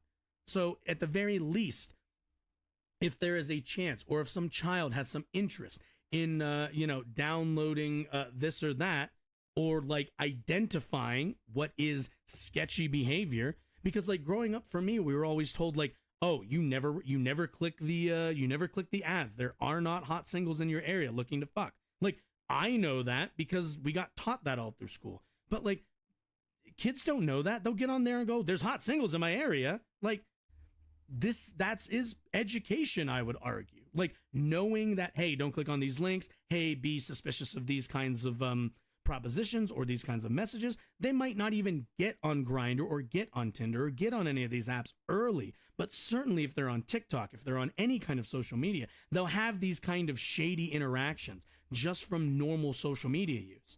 So I do think there is an educational value. I don't know if it's like universal the same way like some sex ed is, but like absolutely there is some, I think there is some educational value to like, this is what Grindr is. This is what Tinder is. This is how you spot like bullshit accounts. This is how you spot phishing. This is how you spot this stuff. Like, I think that's like totally like useful for kids. Let's see. Kids talking to old men on Grindr to seek sex is illegal too. Well, yeah, but like you want to shield them from that. You want to educate them about the creepy people on Grindr or on the internet in general. It's not the place for school to be influencing them in that way. And I don't think it's influence. Like I think the term influence is doing a lot of work as well. Because influence and education are two very different things, but they're both also like, they're both performed in kind of the same way. You demonstrate something, and like whether you demonstrate a math equation or you demonstrate, shooting a basketball, they're both influencing you to do it more, and they're both educating you on how to do them. But you're picking influence because you want to like communicate something specific.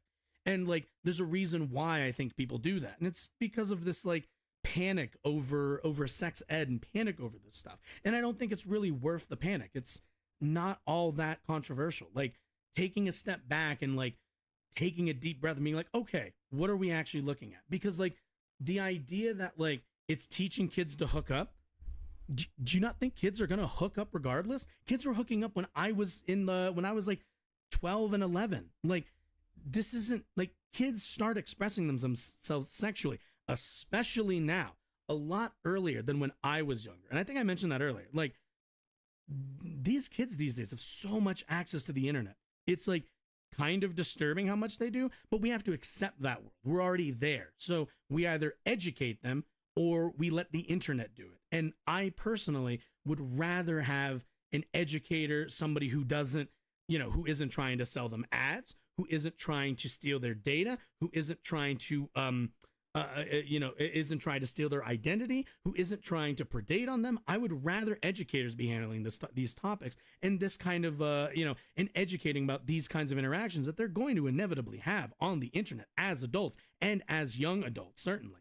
I would much rather an educator do that than leave it up to whatever their experiences end up being on the internet, which inevitably are going to be worse.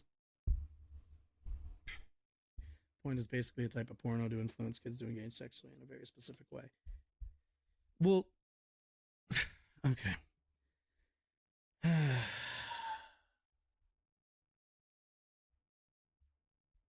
So, a fictional book demonstrating, well, isn't it like a memoir? I know genderqueer is a memoir, but okay. I've said everything I can. If none of that penetrated, then I don't know what to tell you. You can keep saying that it's porno. You can keep saying that. It's not going to make it any more true. I can't spend all of this time redefining porno for you, unfortunately. Like, there's not like, everything I've given you, has any of it penetrated? Do you understand where I'm coming from? No, I haven't. I don't care. They're pictures. They're pictures. I grew up already seeing penises, vaginas, all the rest in books.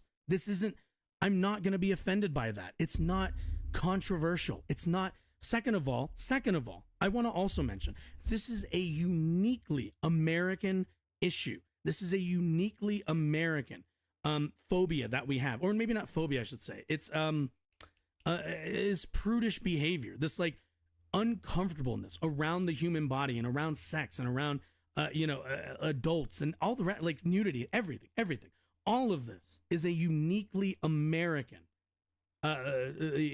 concern. Nowhere in Europe do they have arguments about like can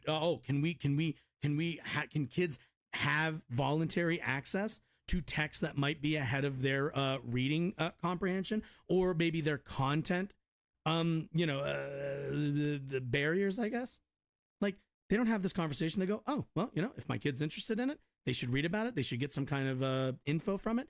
They should do whatever. They should educate themselves. Only in the United States do we have this big, like, oh my God, the kids, they're learning, they're reading a book that has like a blowjob in it. Oh my God, and they showed them pictures.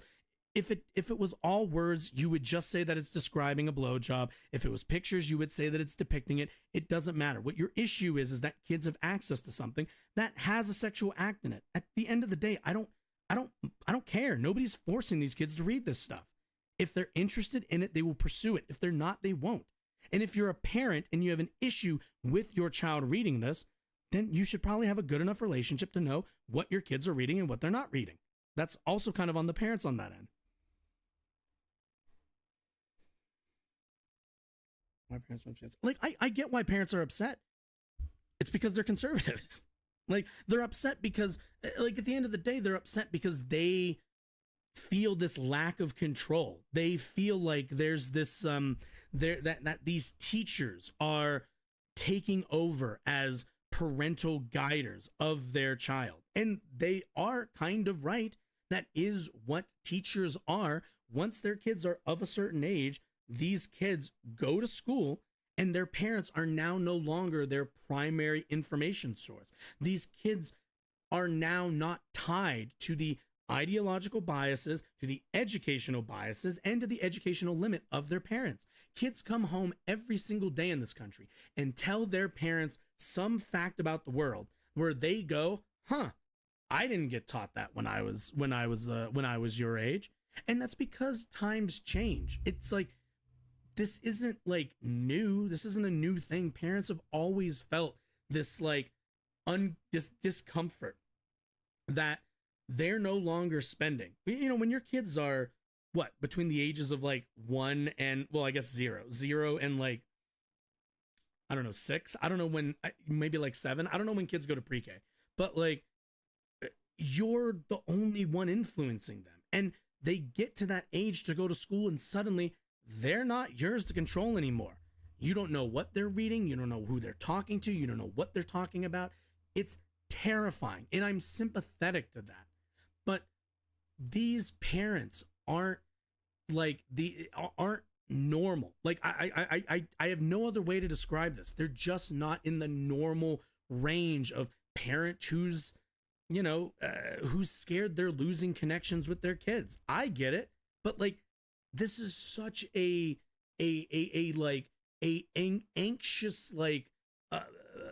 such an anxious outcry from these people. They've gone so far down this right-wing rabbit hole of like, oh, they're grooming the kids, and because they see it all on social media, and a lot of people have poor media literacy.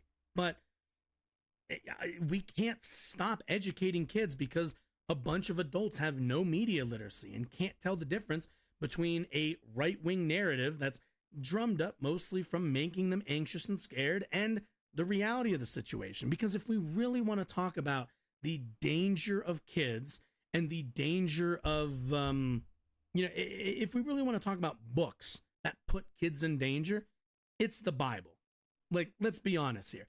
It's the Bible. The Bible is consistently the book that puts kids in most danger. And we know that because of all of the cases of priests, like, the messing with kids. We know, like, if you actually are concerned about kids, don't take them to church. That is like one of the most dangerous places for children, our churches. But they don't get freaked out about that because that's a place, that's a venue that they're all bought into, or that they fucking atheists or even like non-religious parents are like, well, I don't really care. My kids don't go to church. But all of the religious parents are usually in denial until it happens to them, because that's kind of how humans work. We're not great at, being a bit precautious about that sort of stuff. I would love to see that statistic. Hit me with it. I would love to see that statistic. Parents are aware that their kids are being brainwashed. Yeah, parents. Yeah, I mean, they are. They are. Parents are worried that their kids are learning stuff that they haven't already taught them. That's what they're worried about. They're concerned because they're losing their control over their kids' brains. Yes, but that's how it's always going to be. It's how it always has been. It's how it's always going to be. Most parents are normal people. This is true. There's just a really extreme right-wing bent to a lot of these folks. Like, who calls a police report because a teacher gave a kid a book? Like, that's ridiculous. It's utterly ridiculous. It's the most Karen behavior I've ever heard about grooming in schools. I don't think that's true. I don't think most parents are concerned about that at all.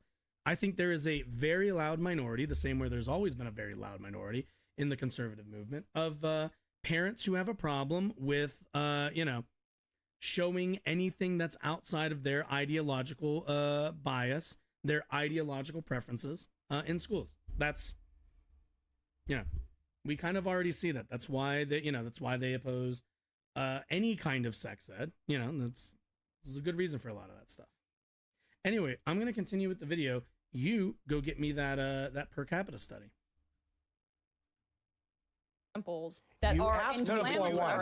You asked me for one. Okay, then go ahead. I did. don't we know have the book. Yeah, I'm. I said don't show children blowjobs. Look, You said you appreciate.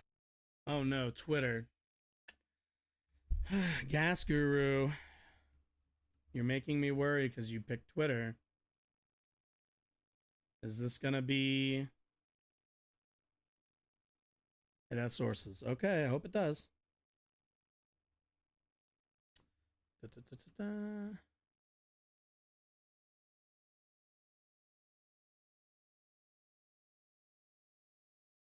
That's my boy, Murdercom. Let's take a look.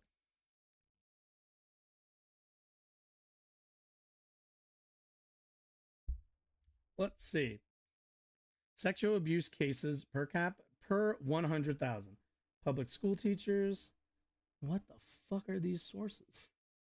Number of Catholic priests on the decline across public school teachers. Did this person? I found the moment Transformers 2007 and I know. Stop. COVID vaccines.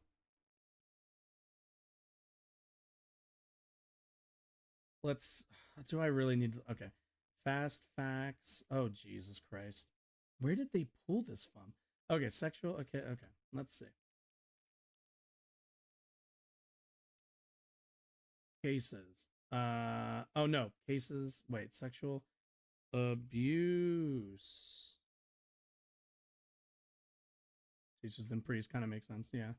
Yeah. I mean, well, I'm wondering. Wait. Per 100. Well, if it's per capita, that might be. But let's see.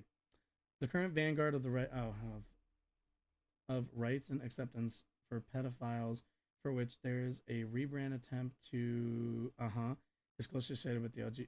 Wait. Most LGBT orgs and a lot of people are not in favor of MAPS joining into the movement. Second one, genderqueer came from that same group, hence parents concerned about grooming. Minor attractive person. Let's see. Oh my God, what am I? Let's see.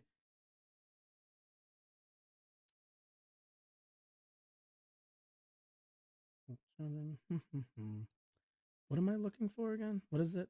Sexual abuse cases per 100,000.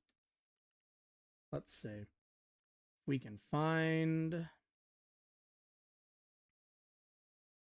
teachers, priests.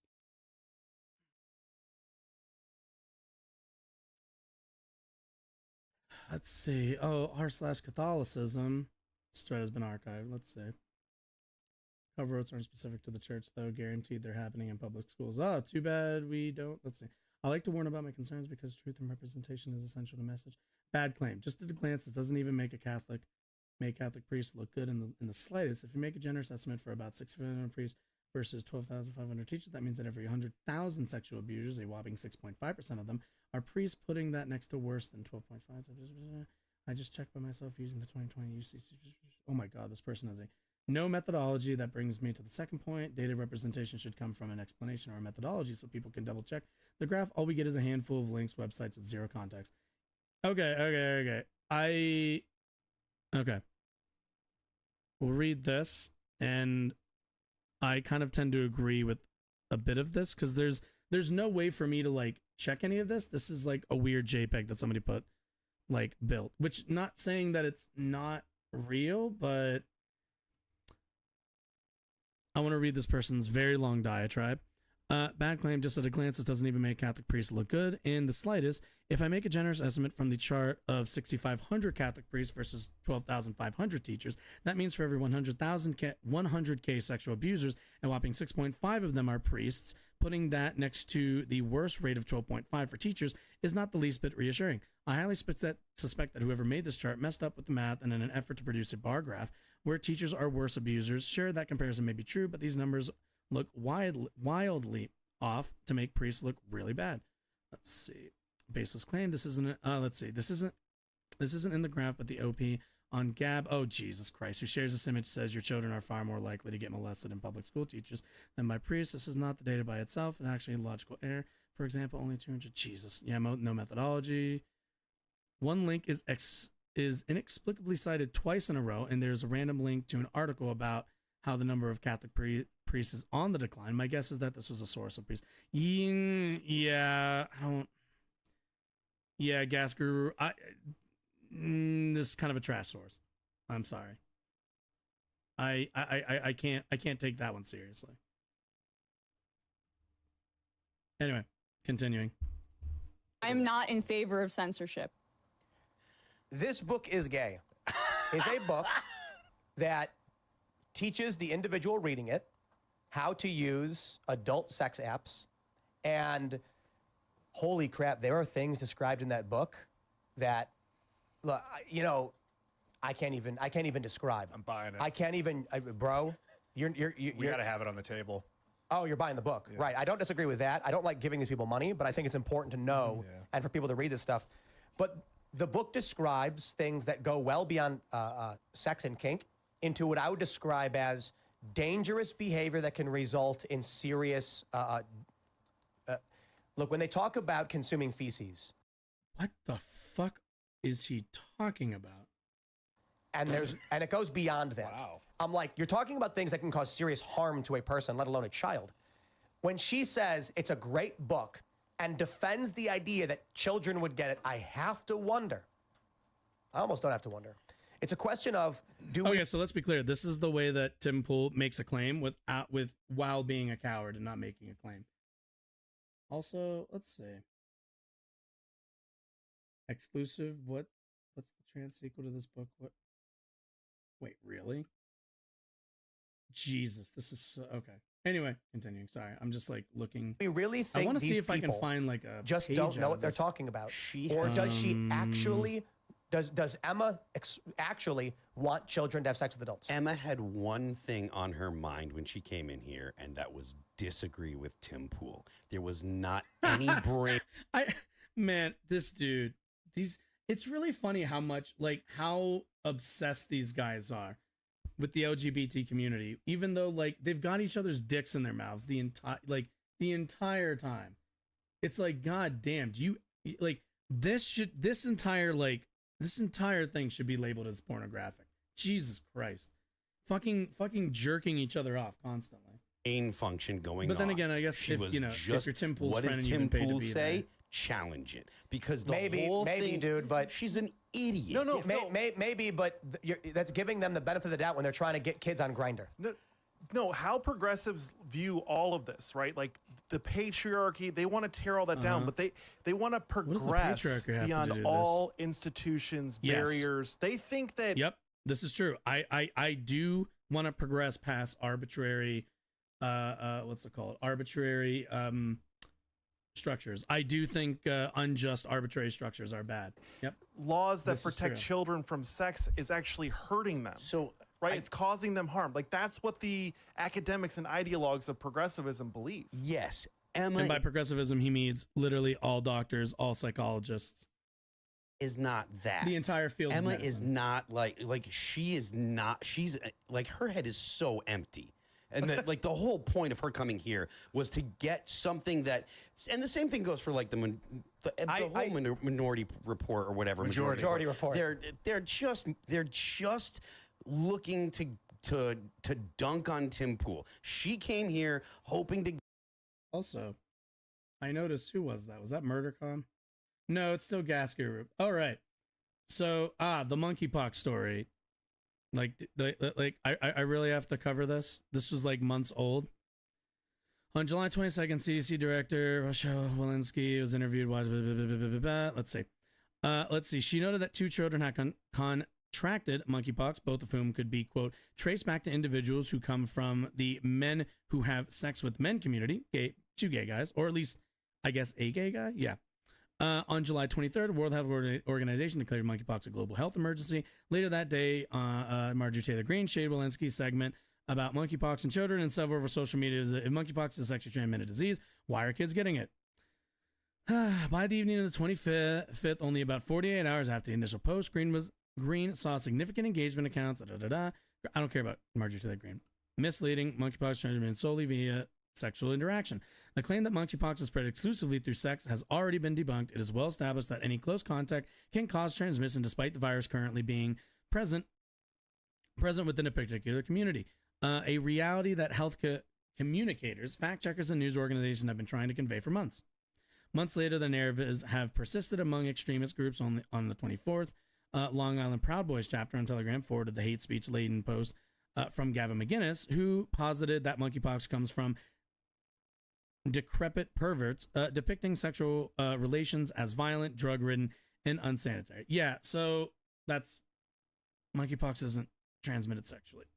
So just throwing that out there.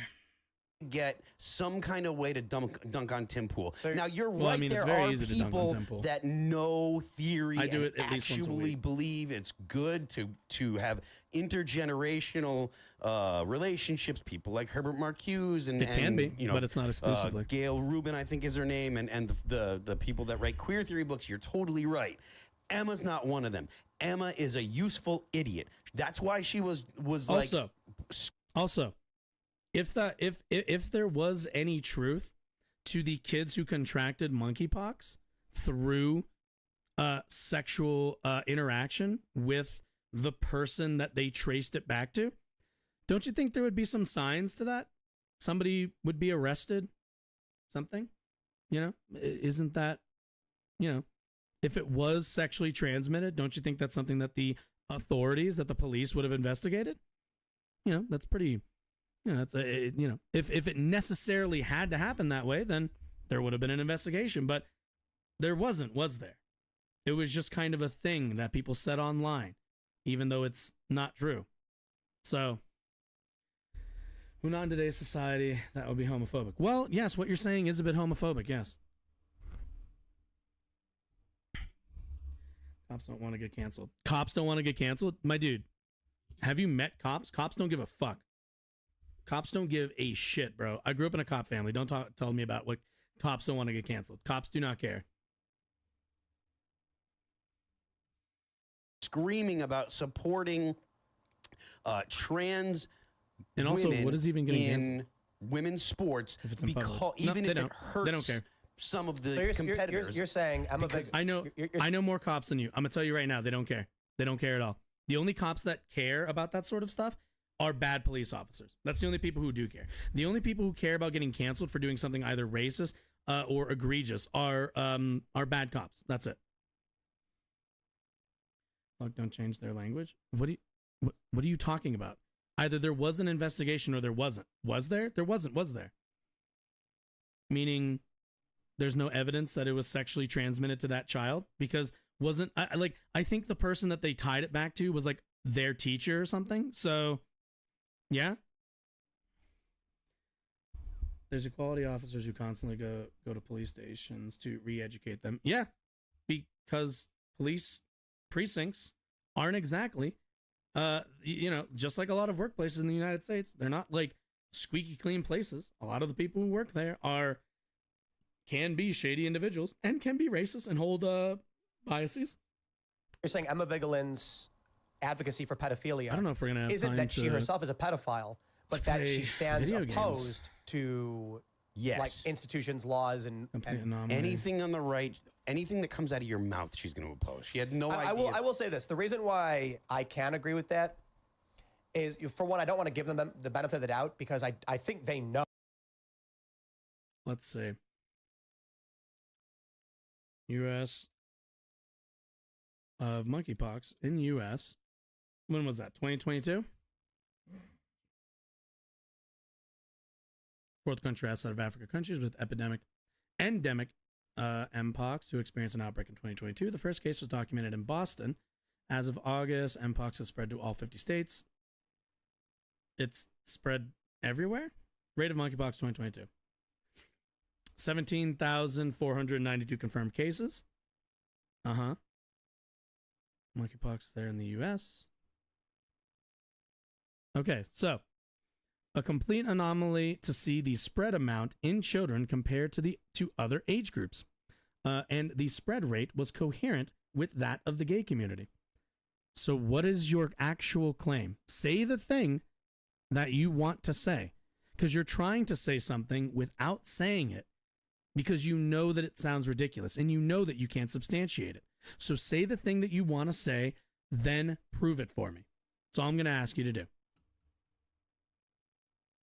Make the claim, bring me some evidence, bring me something to validate this. Because if the claim is what I suspect it is, there's not a lot of evidence of that. I'm saying that gay people have a proportionally way higher rate of pedophilia.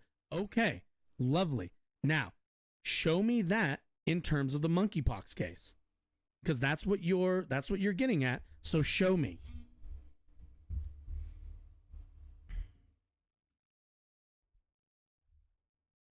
Because, and again, and don't point to the rates of monkeypox, because monkeypox is not exclusively sexually transmitted. Source again, that will take a while. Well, I only just found more info on the priest stuff. Know exactly what they're talking about. But for her, maybe, she did this thing where after the show, she claimed she wasn't cool enough to see the skate park. It's the weirdest thing in the world because I said earlier. Oh no! Maybe when she pulled up and parked, she didn't notice she was in a skate park because the front of the property is the skate park. Yeah. And I'm like, maybe they pulled up into the far space and just walked right in the green room door, and she didn't notice because she didn't look anywhere. Then I found out from staff she was actually right in the middle of it. She was standing in the middle of the skate park. There's ramps everywhere. There's rails and ledges. You can see everything. There's like a big speaker for music. And then she called and said, "I didn't get." Is that proportional? Also, I'd like the source for that. Also, are all the priests who do that? So this is also an element to it. We also need to factor in the fact that if you have a bunch of male priests predating on children, that doesn't really mean they're gay. A decent amount of sexual assault has almost nothing to do with, like, what's the word I'm looking for? Like sexual orientation or interest. It's about power.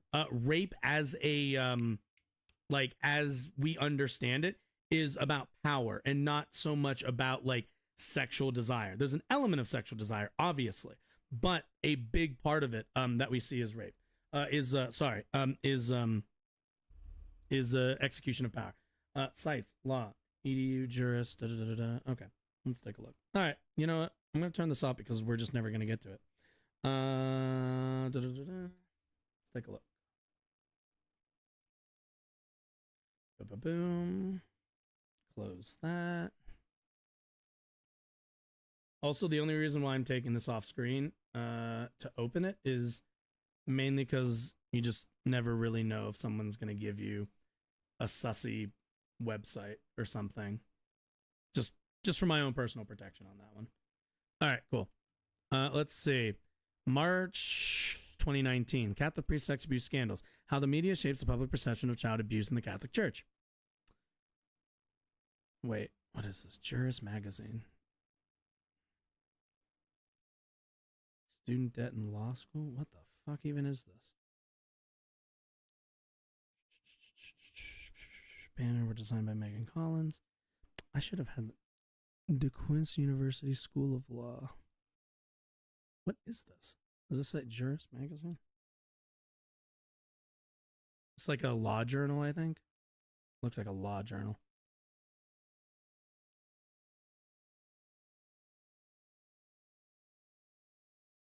Yeah, the entire world saw an uptick in monkeypox. Like, this wasn't a uniquely American thing. This was pretty widespread. Anyway, is Catholic priest sexual abuse a result of their choice of lifestyle and career, or is that a misconception fed by the media's portrayal of Catholic? Okay, I don't care about this. According to a study conducted by researchers at John Jay College Criminal Justice, 4,392 priests and deacons had allegations of sexual abuse from 1950 to 2002. About 10,667 children, representing approximately 4% of all priests in the United States in that time period. There are 321,500 victims of sexual assault each year, and despite the amount of media coverage the Catholic Church receives, an overwhelming majority. Oh, wait. Sorry about that. Oh, also, I guess we'll do it in dark mode. And we'll zoom in. Let's see. Where did I leave off? While Catholic priest sexual abuse has been documented as far back as the 1950s, there's been very few reported cases after 2002 as the church has implemented practices to handle this issue. Yeah, aren't those practices moving around their priests? We saw this in Chicago. I believe it was ProPublica, but I could be wrong about who published this. It was a big, like, I'll look it up later. Media contributes to the public misconception of sexual abuse. The media has been fixated on the Catholic. Let's see. To release individual reports of sexual abuse within the church. However, the media fails to put the Catholic priest abuse scandal in context. The U.S. Department of Education found that 5 to 7% of public school teachers engage in sexual abuse of children per year. In addition, a small-scale study found that 4% of Anglican priests had sexually abused minors in Western Canada, and other religious leaders and clerics engage in this type of behavior as well. Let's see. Show me this one. 6. ID. Is there no source for this? Really? Child Youth Protection upload. Really? There's no source for either of these. In addition, small-scale study of 4% Anglican. Okay. Despite higher offender rate among public school teachers and similar, it's a plugin. It's like a little plugin that's like up in my corner here. Like, oh, you can't see my mouse, but it's up at the top. I'm on Edge, by the way, if that matters at all. But there is a dark mode like plugin. Let's see. Another myth that the media plays: clerical pedophilia. However, there is no research to wait. Celibacy leads to pedophilia. However, there's no research to support this allegation. In fact, roughly 80% of sex abuse offenders are men who are not celibate and are often married. Yeah, naturally. Yeah, this goes back to like a lot of it is power. It's not like just a sexual desire thing. These men often abuse children with their own family or homes. Yep, we already know that. Let's see. Simply being a Catholic priest or the type of cleric does not make one more vulnerable to becoming a sexual abuse offender. Those who become sexual abuse offenders tend to have histories of child abuse themselves, impulse control problems, issues with alcohol. Head injuries or issues maintaining satisfying adult relationships. These characteristics could apply to anyone across all walks of life and all career paths. Yeah, that makes sense. Yeah, I do really wish there were actual sources to these two claims, or at least these two like references. But yeah. Oh my goodness. But yeah, I mean, 5 to 7% public schools each year. I wouldn't really say that's like that good for priests to begin with. Also, considering there's quite a lot of cover up that goes on, and there's not a great way to study some of this stuff, also doesn't really help their case. Like, unfortunately, investigating the Catholic Church into the abuses of its priests and clergy has been like a pretty rough go. Because like we just saw, let me see if I can find it now. What was it? It was I believe it was Chicago Catholic. Let's do abuse and see what happens. Catholic Church in Illinois vastly underreported clergy sex. Yeah, like stuff like this.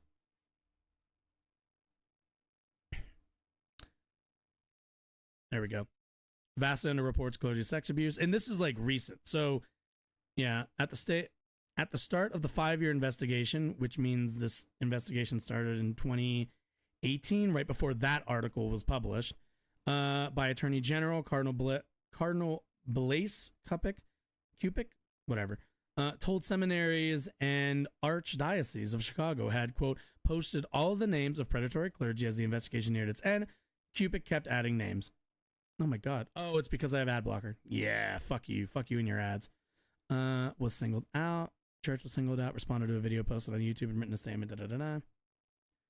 Gove, Illinois investigation spurred by the 2018 findings of the grand jury investigation in Pennsylvania found that 300 Catholic clergy members there had molested more than 1,000 kids over the preceding decades. Was to, quote, obtain a complete accounting of substantiated child sex abuse committed by Illinois Catholic clerics. God, can't wait for the mucus in my chest to go away. Agency found that the number of abusers and victims in the Catholic Church in Illinois are, quote, far greater than those reported by the Pennsylvania grand jury. Like, this is something that we're still fighting to figure out the numbers for. And as we go, it keeps growing larger and larger. That is why I use the Catholic Church as a punching bag in this case. Because they're like, if they would come out and actually rid their their churches of these kinds of guys, if they gave me any confidence that they would do that, I wouldn't have to use them as a punching bag. But consistently we find that the Catholic Church is a bit, they do make an effort to avoid what's the word? Consequences for a lot of these guys. Let's see, very predominantly affected men. Yeah. Anyway, it's extremely important to remember that priests are men, teachers are 76% women, so these stats should be skewed way more towards priests, but they aren't. Punching bag, but LGBT ideology, telling kids to talk to old men on Grindr is just fine. Well, are we back to this? We back to this again? Are we back to the Grindr thing? The Grindr thing really, like, that's really your line here. And yeah, I'm okay with the Catholic Church being a punching bag for the simple fact that they keep hiding their sexual abusers. I think that's perfectly I think I have every right to point them out and go, this is an example of an organization, of a group that is consistently hiding the sexual abuse of children in their ranks. We know that this happens. It's been reported on quite a lot of reporting that goes on. And the worst part is, here's the difference. When a Catholic Church clergyman goes and diddles some kid, they get moved around to another church. It goes hush hush. Everybody goes quiet. They continue on. If that 5 to 7% of teachers that get caught predating on children, or whatever the fuck they're doing, diddling those kids, guess where they go? To fucking jail. We have no real concrete idea of how many of these clergymen actually get away with this because they don't report their numbers. We do have reporting on teachers' numbers, which is somewhere in the realm of 5 to 7%. You don't think that the Catholic Church holding at like that 4% number that I'll take at face value, you don't think that's a little bit higher considering they've been hiding thousands of cases, hundreds of priests? Like, this is just kind of one of those cases where I can't help but go, there's one group that gets prosecuted and like we have a litigious system for them to go through. And there's another that gets obscured from the public. That's like I can't trust the numbers or even any comparison to teachers and priests because priests aren't honest about their numbers. There is no investigation that's going to be telling us, except for the one we've gotten. I guess we got the one in Pennsylvania and one in Chicago, thank God. But unless we go through that entire 5-year investigation, we don't know how many of these people are predators. Whereas teacher does it, it makes, maybe it makes the news, maybe it doesn't, but it makes it to the cops. They get arrested, they go to jail, or whatever ends up happening to them.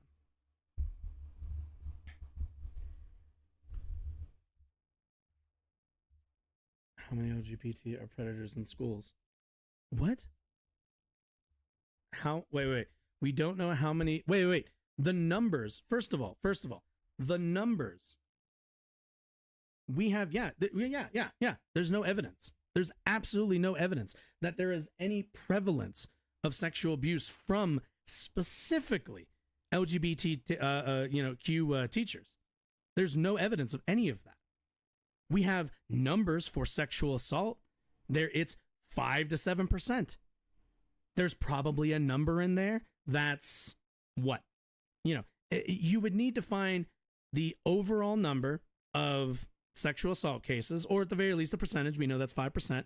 You would then need to find what's the percentage of those teachers that are somewhere in the LGBT family. And then you would have to compare that to the numbers of other teachers outside of that group to find some kind of, okay, so who's more likely to do this in this 5 to 7% commit rate? We are talking about less than 10%. And we're dithering about like, oh, are LGBT teachers dangerous? Well, they're not even as dangerous as 5 to 7% of all teachers. Like, that's not that large of a population. 5 to 7% of teachers. You know how many teachers there are in the United States?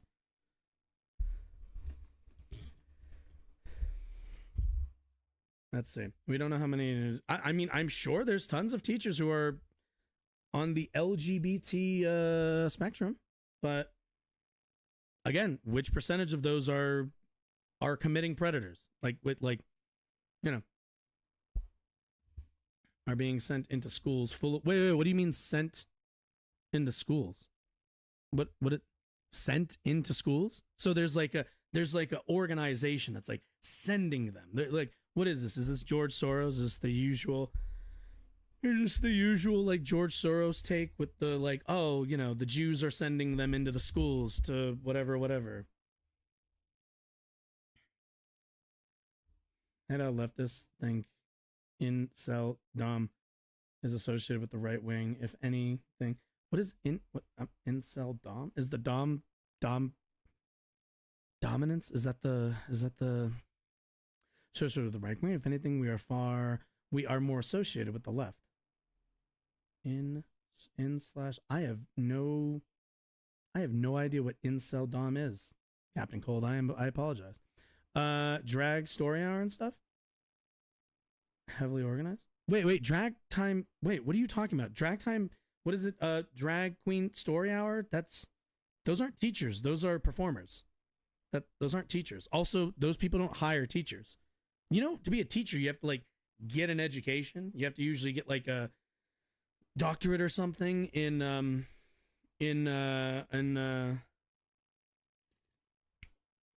okay.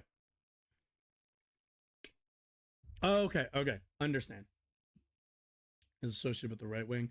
If anything, we are more associated with the left. I don't see a lot of incels on the left, but I'm also not the most social person, so God, Twitch is so fucking stupid. Agenda is being forced into schools. They aren't teachers. Yeah, I know. Wait. So so there are being sent into school. Okay. You said they're sent into schools. What the fuck do you mean by that? What is sent into schools? Do you mean they're invited into schools?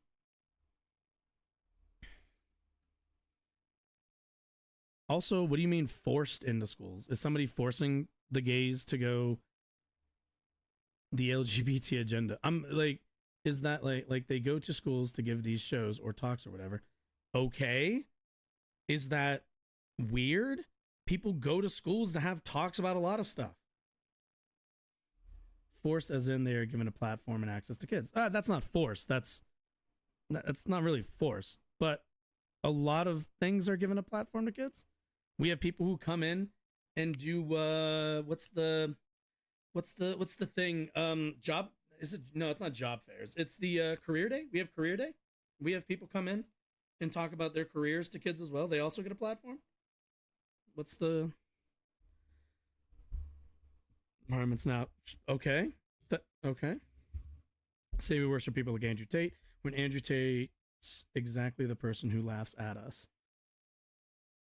Isn't Andrew Tate, from what I like, from the content of his that I've consumed, it's very like tough lovey. It's very like your asshole big brother trying to make you into a man by like kind of abusing you, like, right? Like that's kind of the vibe I get from Andrew Tate.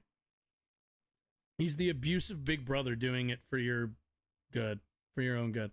Mandatory diversity requirements, sure. I'm not against diversity requirements, so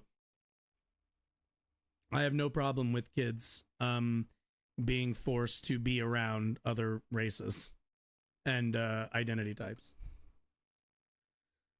Okay, but those requirements are why it is forced. Whatever, I guess. I don't know. Or why it's forced. I don't see what the force thing is. Like I don't know who's holding down kids to be like, you are going to, well, now that I think about it, that's kind of how school works. You're kind of forced to learn everything, right?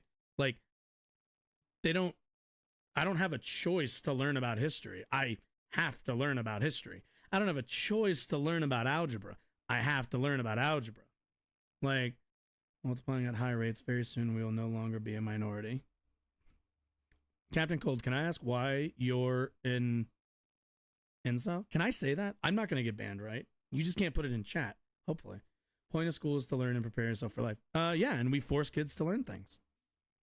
School is force, yeah. God, we are never going to get to any of the topics. That's okay, though.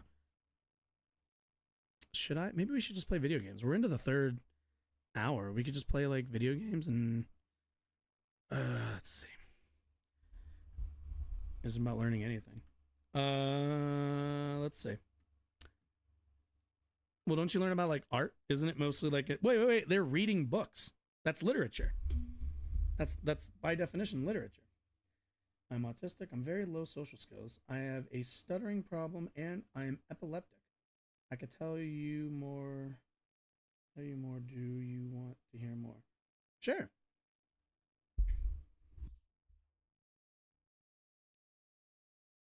You tell me as much as you'd like to share. Let's see. Drag. Story. Let's do hour. Learn how to twerk and sexualize kids. Like this? Like it is anybody twerking in this? I don't see a lot of twerking. I see a lot of like ridiculous clothes. Hey, it's the lamp from A Christmas Story. I love A Christmas Story. It's definitely one of my favorites. This is what kind of I expect it usually looks like, honest to God. Like, you know, pretty boring background, one little sign thing up. Let's see. Can I find something? Time, obviously. Well, you'd have to demonstrate. So I'm glad you said not 100% of the time, but you're going to have to demonstrate to me that this is happening in an egregious manner, in a large proportion, for me to believe that Drag Queen Story Hour is somehow dangerous to kids. And at least like some trend of sexual abuse that comes after the attendance of these, which I know you can't demonstrate because if you could, I would have seen it by now. See, it is happening somewhat. What do you mean it is happening? Drag Queen Story Hour. God, I hate having to say that. It's like such a fucking tongue twister for me. for whatever reason. Like, yeah, these events happen. They sit and they read. Seems pretty normal. This one's dressed as a Harlequin, but not necessarily Harley Quinn. I just don't like if you've got an example of something egregious, I'd love to see it, but rarely do I ever see like significant okay.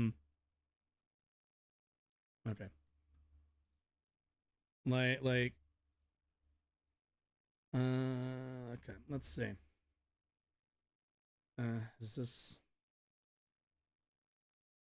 okay? Is this Twitter external content? Okay, I'm not going to that. Oh my god. The second link is censored, but maybe beware. We'll do the first one then. Let's see. Like I said, nothing against you. I'm just not going to open it. All right. Oh my god, this is really zoomed in. Oh wait, no, my screen is just zoomed in. Okay. No, wait, what am I doing? All right, so this one.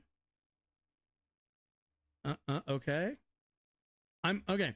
So Tate is red pill, which is right-wing propaganda. He's also very conservative. Yeah. Okay. Is this well, okay. So my first question is this, I don't see any book reading happening. Like, it doesn't really, like, this doesn't really look like even the most boring one of these pictures I've found. That's number one. Number two, it doesn't look like there's a lot of kids here. Like, this person, that's definitely a teenager. Same with that one. The ones in the back are teenagers.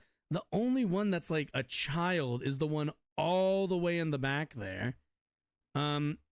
These also look like teenagers, and I don't know what's going on in this. Like, for all I know, they fell over, or maybe they're twerking. Like, I could take your word for it that they're twerking, but I don't even think this is how you twerk.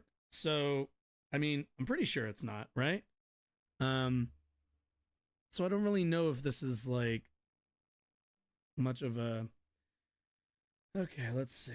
Not a problem with the drag queens are reading to children, but I'm going to ask him. Why do they want to read to children? Because they want to. Why does anybody want to read to children? They like literature, I guess.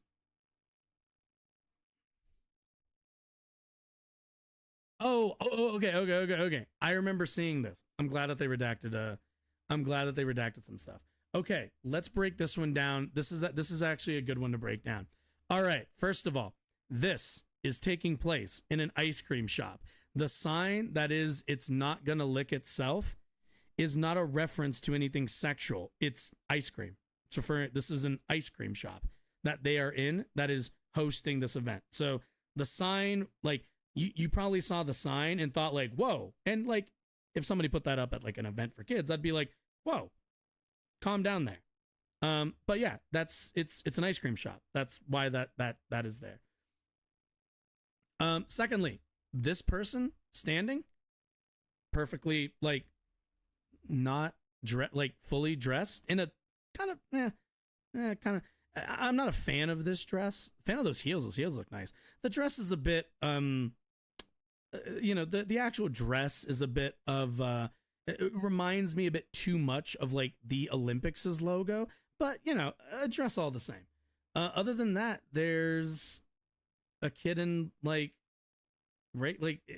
nothing that this is, if this is as egregious as it gets, then it's not really, again, that's an ice cream shop sign. So kids can go here during the day and I'd be like, that's funny. They're not going to get it. Because isn't that like a lot of jokes these days? Well, not a lot of jokes, but isn't that also why like the best kids movies have like those little innuendos that will go right over kids' heads, but like the parents will get it and they'll get something out of the joke? That's essentially what this is. It's not really all that crazy. I don't really think it's all. I don't really think this specifically. I'm glad you brought this one up. Mainly because I know the background of this one. But yeah, I mean, it's an innuendo that kids won't get, parents will, everyone gets ice cream. That's not really. I don't really think that's not. Googling random stuff. Yeah, I mean, you like, again, like, if there was really this awful trend, we would know about it. It would be something that we would, especially me, I would constantly have to respond to. But every time, like, somebody brings up drag events or this or that, every single time, nobody can demonstrate that this leads to anything dangerous. It's kids getting books read to them in somebody in a ridiculous costume. It is ridiculous. So what though? Like I don't have a deep appreciation for this kind of like aesthetic, but it's not really for me, you know? Like kids these days are also into different things than I am. Like this, like even like this person fully clothed. It's no nudity. It's somebody in an outfit. Like this really isn't much different than like cosplayers, at least to me. Twitch streaker. Why are the schools hiring them? Schools aren't hiring them? The people who do drag every time, drag queen story hour, they're not hired by the school. They're usually just brought in for like a one-day event. The same way, like, you'll get your, what is it? When you do career day, there's like the guy who comes in as like a fireman. Like, it's the same concept. They come in for like a one-day thing. Maybe it's 2 days, depending on how big the school is, but it's overall not like they're not on the payroll. They're coming in. I don't even know if these people get paid for this. I'm sure they get paid like by, drag queen story hour LLC or whatever, but the school's not paying for any of this. The school's just having people come in to read to kids because kids like being read to in an entertaining way. Like, you ever read for kids? Unless you do voices, unless you're putting some salt, some seasoning on there, kids, you kind of got to showboat. You got to be a performer if you want to, hold kids' attention. To say you were just an egg waiting to be cracked, implying they can make people trans. Let's see. Let's see. What do you got for me?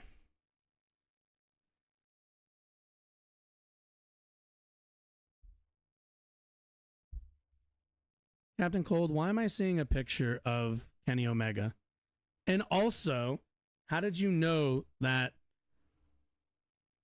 How did you know that the what's it called? The fastest path to my heart is showing me a picture of Kenny Omega. Can I?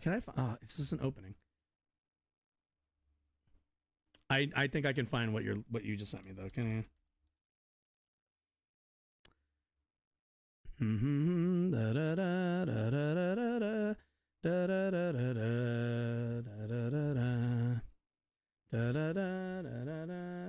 know what it says. I'm a wrestling fan. I'm a big ass Kenny Omega fan. I know what it says. It says that right there.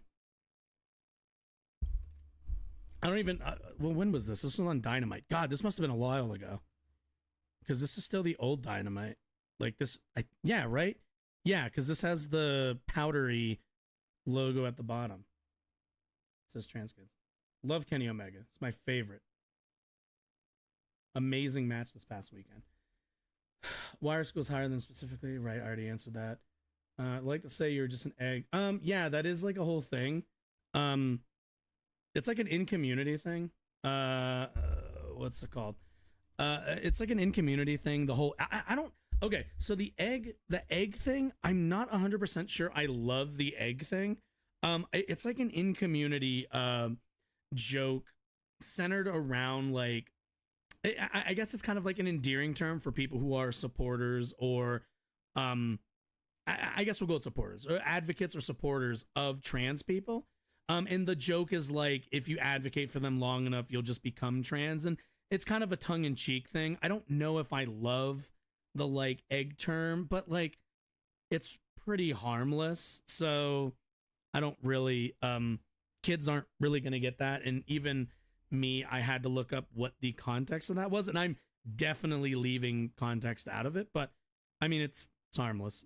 It's really not a, it's not a we'll turn you trans. It's more of like a joking, oh, you defend trans people so much you're going to turn trans. Like it's that sort of like tongue in cheek, like, you know, I don't know, like online, super online joke. And CM, but he did. Captain Cold, you're a wrestling fan. I love you for that. Okay, I wonder if we can find, I know we can find the, as much as I'm not a fan of Phil these days, because, what's it called? The whole brawl out fiasco. But, you know, you take support where you can get support. What is this? North Carolina's amendment is ridiculous. It's an invasion of people's rights. Oh, God, how old is this? Oh, this is gay marriage. Jesus. Yeah, how old is this? What am I? Oh, my God. Yeah, when was this? 11 years ago. Holy smokes. Yeah, this is like Nexus, Phil. North Carolina's Amendment 1 is ridiculous. It's an invasion of people's rights. North Carolina, why do you care if somebody wants to marry who they love? Same-sex marriage should be illegal. The fact that it's illegal is embarrassing. Divorce rate is at least 50% between men and women, so don't give me the values angle. Making same-sex marriage illegal is the same as having segregated drinking fountains. Embarrassing. Human race is embarrassing. True. Fucking based Phil Brooks. Let's see. Okay. What else do we got? Okay, right. Let's close that because I don't think I have to open a link again. Since transcast, CM Punk says, yeah. It's not so harmless, to be honest, if you look into the issue caused by chemical castration pills and such. Do you mean... Oh my goodness. CM Punk for that shit. Vice presidents are supposed to be professional. Oh my God. Are you on the CMFTR side of this? You do know they're the ones who got assaulted. You're nuts. You're out here.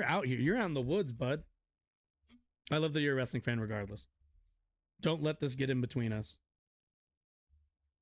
Okay, let's see. I thought I saw what am I crazy? Did you not say that? Did you not say something about did that get like chemical crash station? Oh, here it is. 9% of trans kids get tricked by it and it end up regretting it. Okay, so provide me something for that one. Provide me a source for that one, please.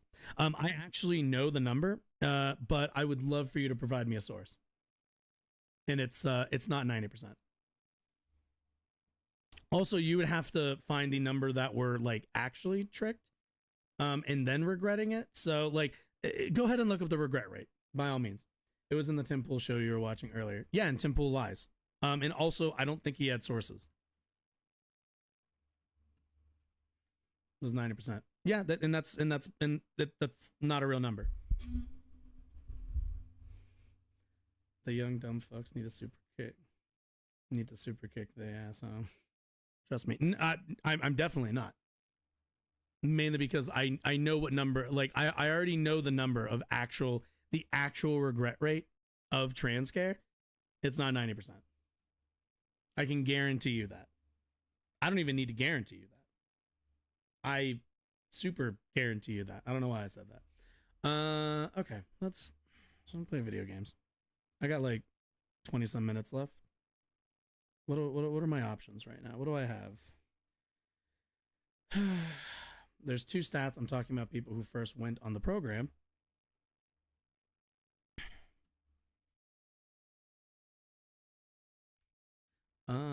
Oh my God. Did you guys see? Okay.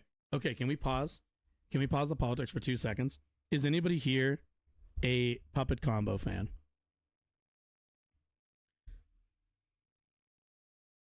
Let's see.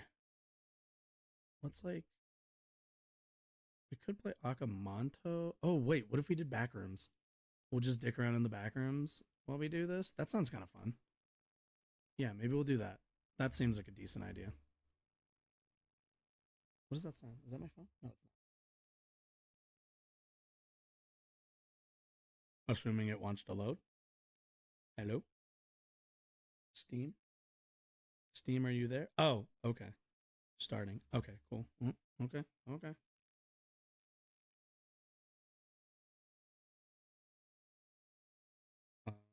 This? 1 second, let me mute my thing so I don't... Oh my god.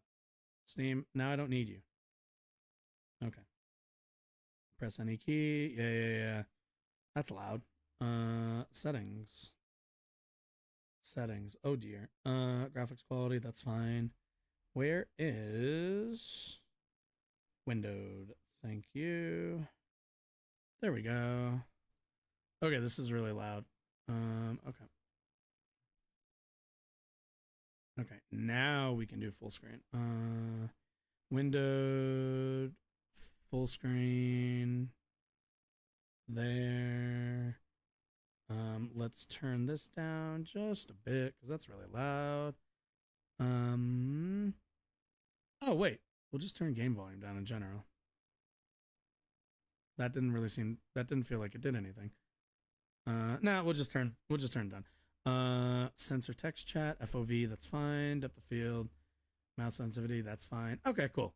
I think this will be good. Sure. Normal damage, 10 lives, normal stamina. Okay, cool. All right, cool.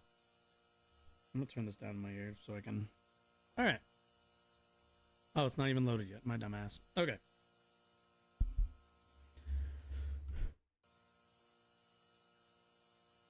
Maybe we'll do like right there, maybe. That seems good, right? Yeah. Is that low? Maybe is that like too low? What am I looking for? This. Okay, that seems good, right? Yeah? Oh god. Alt tab back in. There we go. Okay. 2 stats I'm talking about people who first went on the program. Which program? All right. Studies have reported higher rates of desistance among prepubertal children. A 2016 review of 10 prospective follow-up studies from childhood to adolescence found desistance rates ranging from 61 to 98%, with evidence suggesting that they might be less than 85% more generally. 29 and 30. All right, can you link that for me, actually? Because I think I know exactly what study you're talking about, or you're referencing, but I'm not 100% sure. Also, did you guys know that A24 is making a Backrooms movie? Now, I'm not like I'm not gonna say I'm like an avid viewer or consumer of Backrooms content, but you know, it'd be a lie to pretend like I haven't engaged. You know, I've never heard of it. Wikipedia detransition. All right.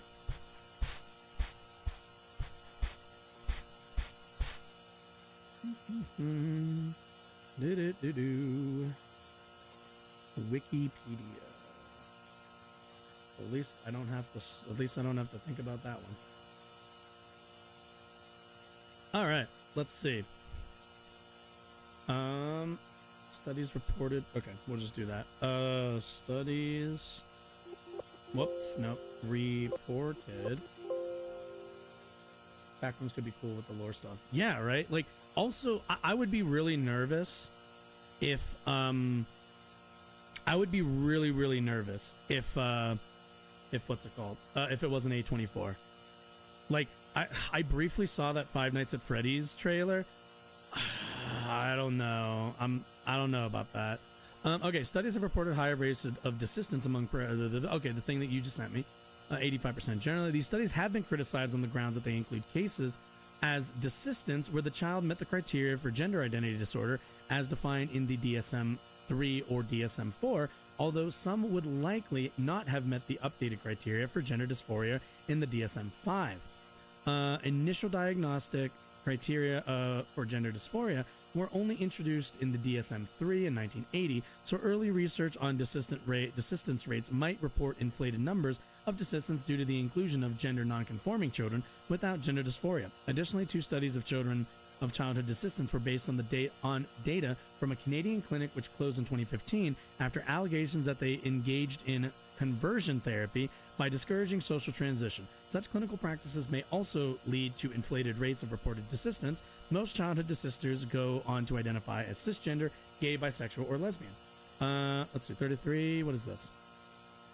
Newhook, Julia, a critical commentary on follow-up studies and desistance theories about transgender and gender nonconforming children. Church clerk.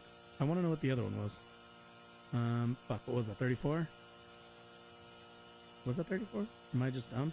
No, wait, no, was it? No, it's 33. What was 34? Wait, what was 33 then? Clinical irrelevance of desistance research for transgender and gender creative youth. Let's see, from the original May 2022, Retrieve 3 March. Okay, desistance research may also underreport persistence because of the impact of clinical models of care on follow-up assessments. The Canadian clinic where the Drummond et al. 2008 and Singh 2012 studies were conducted was closed in 2015 following allegations they engaged in conversion. Okay, so that's that. Yeah. Anyway. So, yeah, I mean, not... Where is it? Yeah, like, these studies... Like, so far, it doesn't... Because what is it? A 2016 review of 10 prospective follow-up studies. Yeah. Not really customer data. Well, no, it's more that, like, it's not really... the criteria is out of date. So, like, it's not... The data's not... updated to the broader understanding that DSM-5 has. That's like kind of the problem here is we're going with like desistance data from people who like didn't transition, it looks like, and look like they ended up more as gender nonconforming, or at least gender nonconforming kids were included even though they don't have gender dysphoria. Am I diagnosed properly? Well, you can say that, but like we're still getting an understanding, and nowhere have I seen anything like a little bit more do a real test for gender dysphoria. Not only that, but not all trans people have gender dysphoria. I don't think that's... Oh shit, my mouse. Okay, wait, what are we at? White? Yeah, that sounds good. White looks good. Or wait, what's red? No, red looks better. Red looks better. Yes, they do. That's the basics of it. Not necessarily. From what I understand, they've found that like gender dysphoria isn't... Oh, a door. Okay. I'm assuming that's where I need to go. Gender dysphoria isn't consistent with all... E? Not right, not left click. Okay. Fuck. I don't like that at all. What if I just hide in there? I can't see me if I'm in there, right? Oh boy. Ay. Basics of it. Yeah, there isn't always a consistent what's it called? Link, from what I understand, that all trans people have gender dysphoria. I think it's like a pretty large degree, but it's not like this necessary thing. Fuck, okay. What the hell is this? What do we have here? Ooh, okay, cool. I win? Do I win? I win now, right? Oh, fuck me. I don't like this. These things look like the thing from Anniversary Party. These things look like the thing from, fuck, what was that game from Postal 3? Yeah.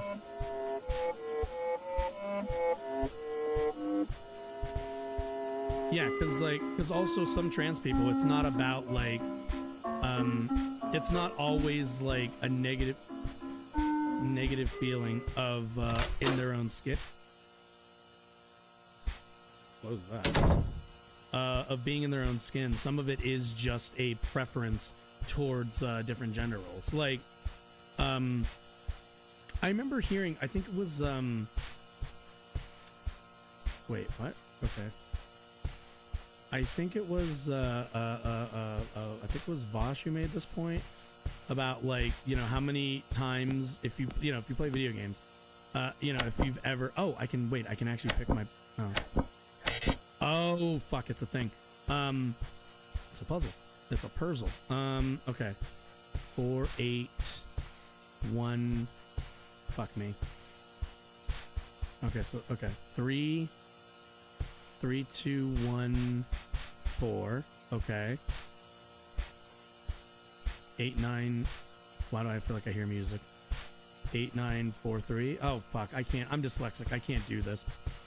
Gasker, you need to write this down. Or maybe write it in chat or something, because I'm gonna fucking, my dysgraphia is gonna kick in and I'm not gonna be able to finish this. Okay, 3, 2, 1, 4. Okay, 3, 2, 1, 4. I don't know, 8, 9, 4, 3. Okay, 3, 2, 1, 4, 8, 9. Fuck. Okay, 3, no, right? 3, 2, 1, 4, thank you. Okay, so that's not it. Maybe it's 4, 1, 2, 3. 1, 2, and that's not it. Is it, okay, maybe is it like 3, oh fuck, wait, where's my, okay, there it is. I remember there were 3s on both those sides, so maybe 3, but it can't be 3 twice. 0? Okay. Oh my god, I'm so bad at puzzles. Okay, maybe it's like, okay. 3, maybe 3, 4, 1, 8? 3, 4, 1, 8 maybe? 3, 4, 1, no. Maybe, fuck me. 3, 2, 3, 2, 9, 4? Maybe? 3, fucking Christ. 3, 2, 9, 4? No, that's not it either.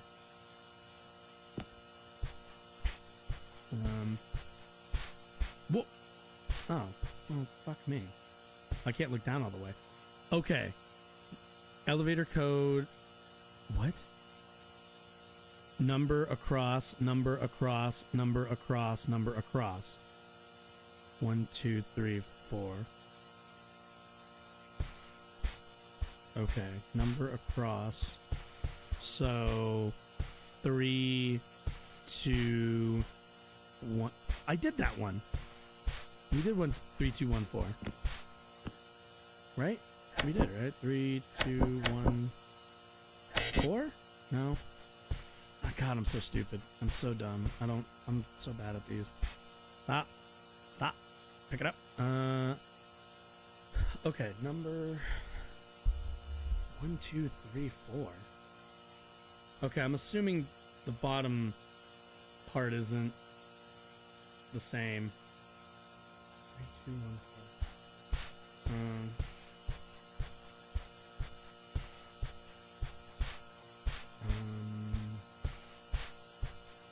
Maybe it is across. So 3, 4, 9, 8.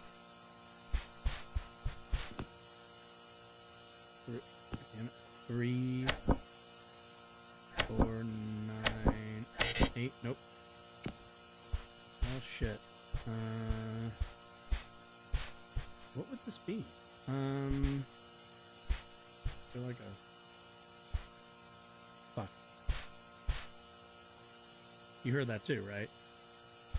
Shit. I heard a thing. I heard a thing. This game doesn't have the mic thing, does it? Oh shit, I'm like doing all this talking. I might be attracting whatever the fuck monster there is. far so good. Fuck. Maybe 8. Like, you can't just be...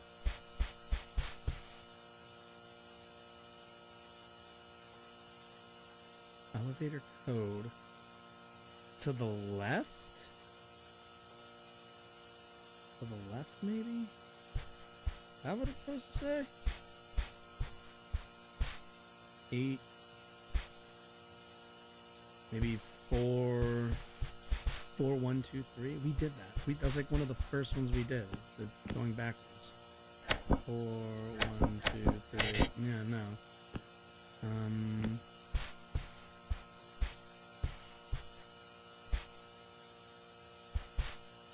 What is it? 8, 9, 4, 3.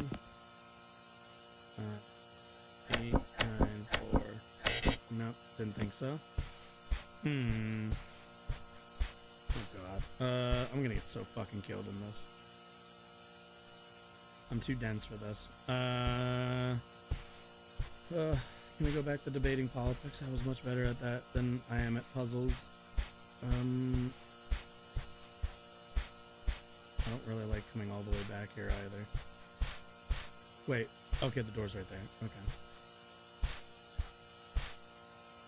Wait, maybe number left side? No. Oh, shit. Okay, wait. Okay. Okay, so there's... Okay, wait. Okay. So... Number... Oh. Okay, so there's like one... Okay, so there's one that's like a good... That's like tall. There's like 2 that are really janky and 1 that's really fucked. Okay, maybe... Is that like... Fuck, these all basically look the same.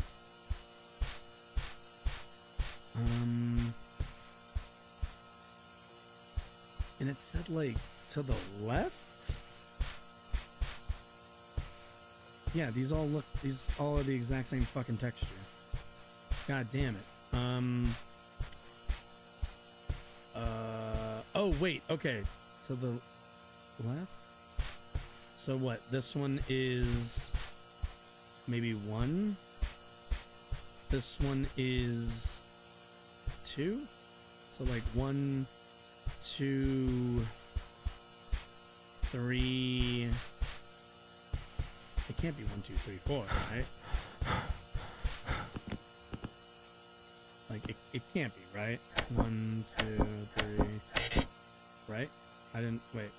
I think I hit 5. What could it mean?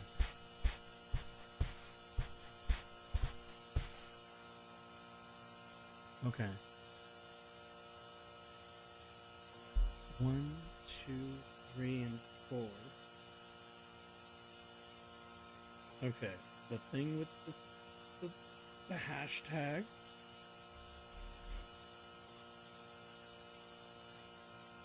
And it goes to the left.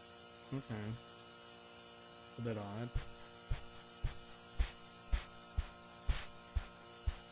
I can't interact with anything, right? Nope.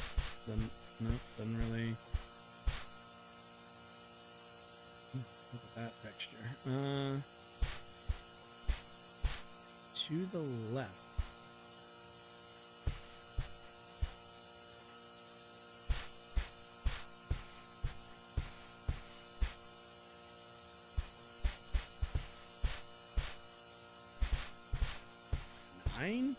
What was it? 9? Oh boy. The next, what is it, like roll to the next blank one? Oh my god.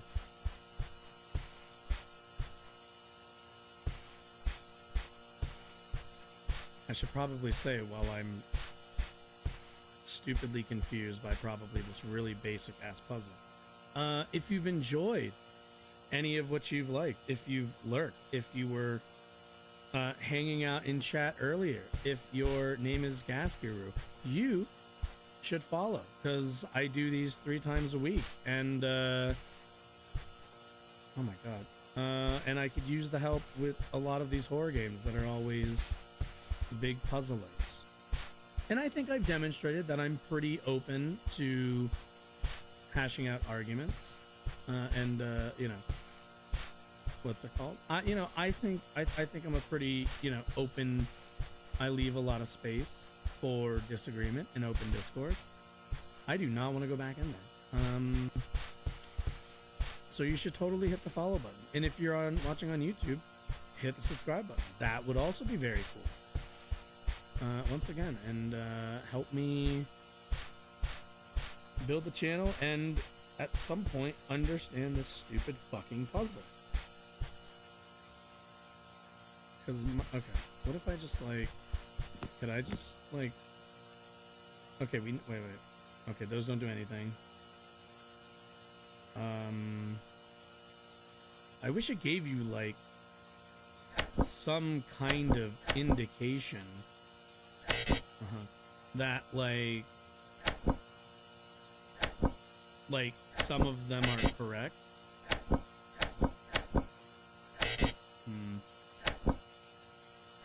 We're just gonna like brute force it.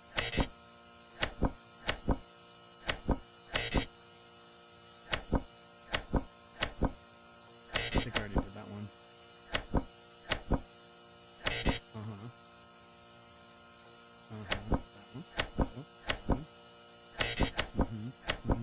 one. Oh my god, we'll be here forever. Fuck. Should I just look it up? No, I shouldn't. Right? That's not cool of me to look it up as a let's player. That's not cool, right? You're supposed to just figure it out. I'm so bad at these though. I'm so bad at like every puzzle game.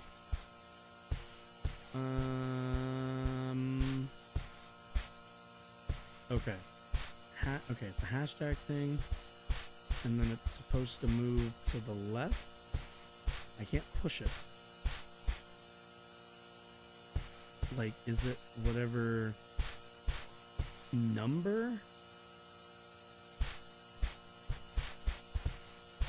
Why did it say 1, 2, 3, 4? It's like, I think there's only so many. 3, 2, 1.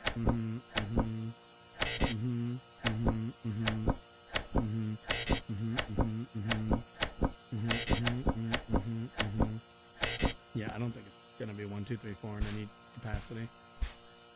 3, 2, 3, 12, 32, 14, 89, 43.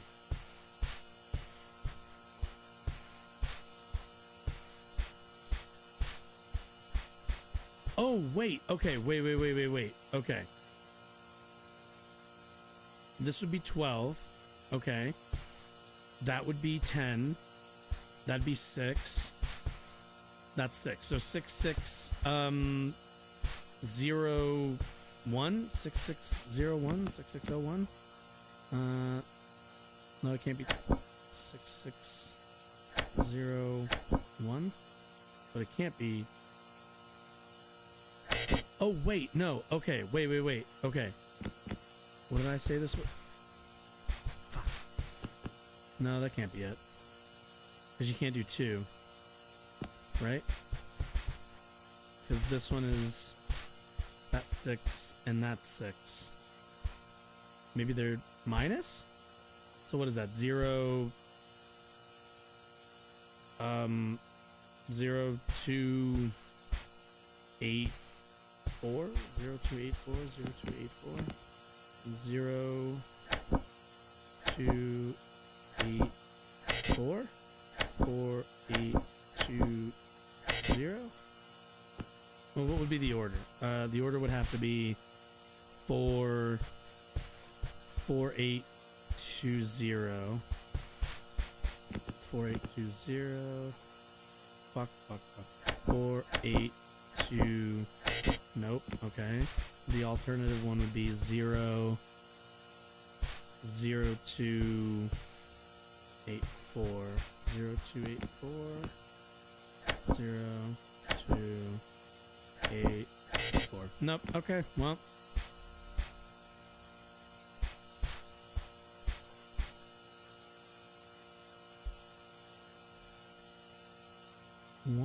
Okay, so 1, 2, 3, 4. But what do the numbers mean?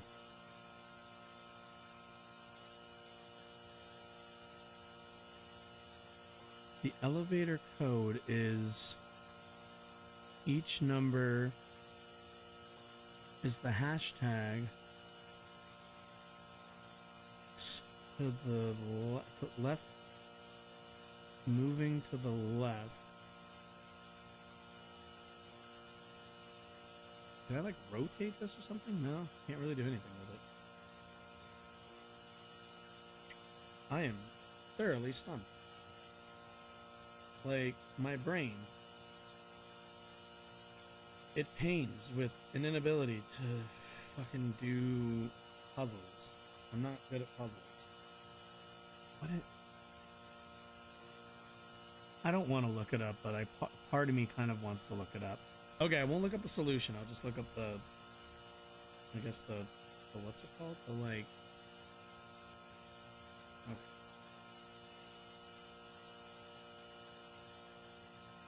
okay. Okay. Okay, order row at times, then record 1 followed by 8. And have the code.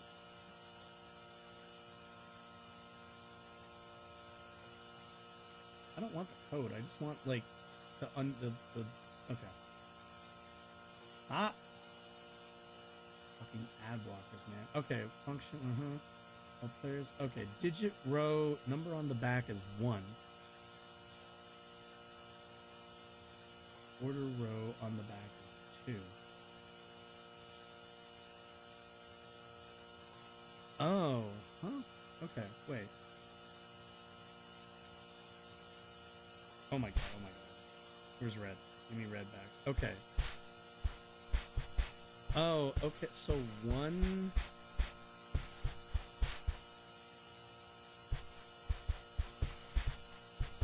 Okay, digit row...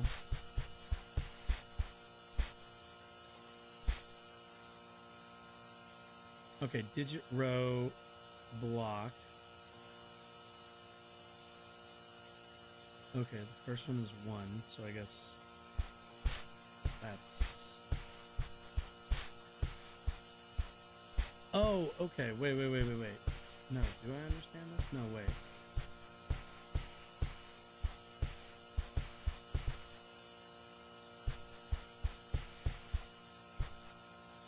Okay, wait. Okay, so if we put... Okay, this is the hallway. So the first one will be there. Okay, so the first one is... I mean, I guess if you put it in order, it's like... 1, 2, 3, 4. So 1 is... whatever this one is. 1 is 4.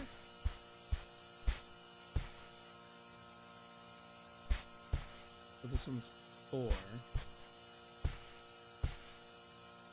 This would be 2. 2 is 1.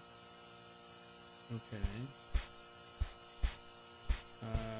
3 is... what is this? 3 is 2? And 4 is 3? What was that? What did I even just say? Okay.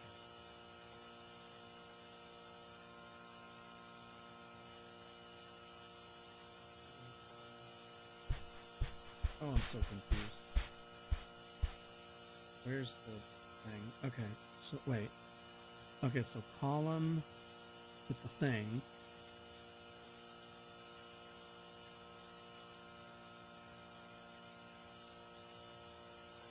On the back.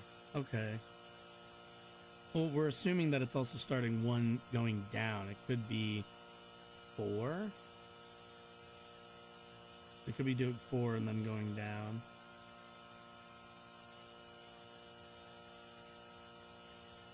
Ay, ay, ay, ay, ay.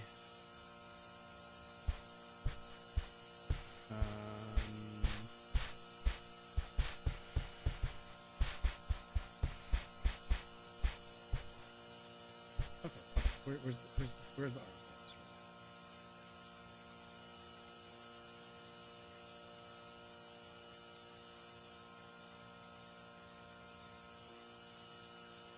from? Okay, let's see. There are 2 rows of number columns. Okay, we know that. Columns in one row indicate specific digits that make up the elevator code, while the columns in the under indicate the order of those digits. Oh. Okay, to confirm the function on the columns in each row, fans should look for hashtags on the backside instead of the columns.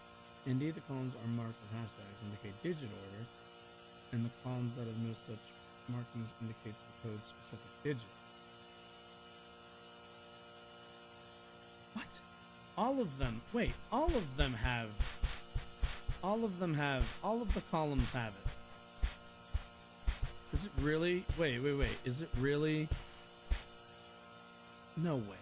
There's no way. Wait. Is it really 1, 2, 3, 4? You're fucking lying to me.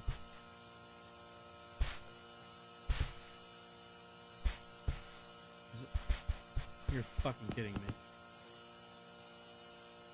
2, 1, 3, 4, 3, 2, and that one.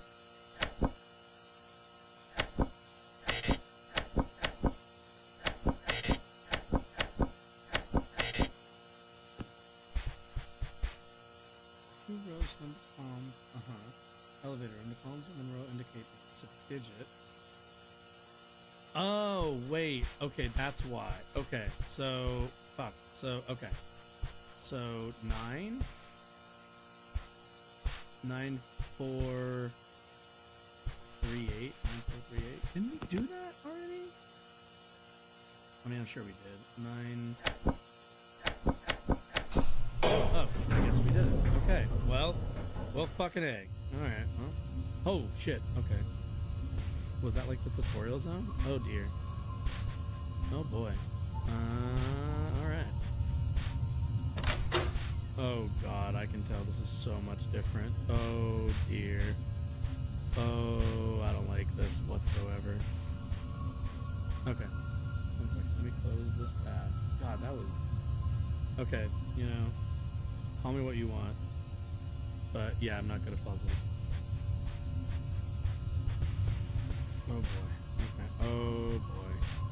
Oh, I don't like this. Oh, what do we have here? Break in. Watch your stamina. It can save you from dying, so make sure you manage it correctly. Cool. Inventory. What does this do? Use. Oh, is this like to mark your way, right? B, change color? Ooh. I want... What color do I want? I want blue. No, wait. I want green. No. I want green. Change size. N? Okay, well, I guess there's no real reason.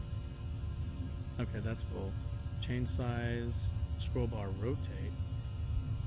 Oh, okay, cool. Change image. B. What's this? Oh, no, not that. No. 2. Rubber ducky. There we go. Okay, we're good. But how do I unequip? Information. What is this?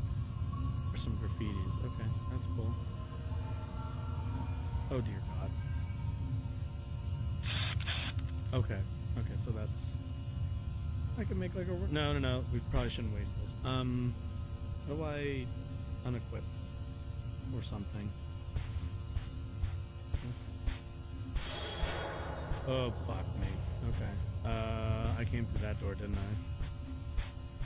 Oh, Jesus, it's dark. Okay. Nope. Okay, nope. Don't need to go that way. No, we do not.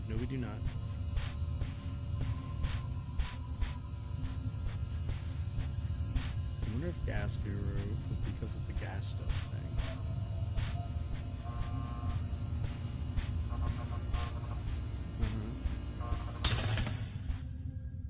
thing. Okay. That's nice. think smart.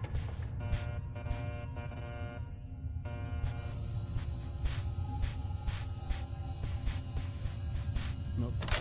Oh my Jesus. Oh, okay, so hey you. What the fuck is that supposed to be? Alright. Okay, well.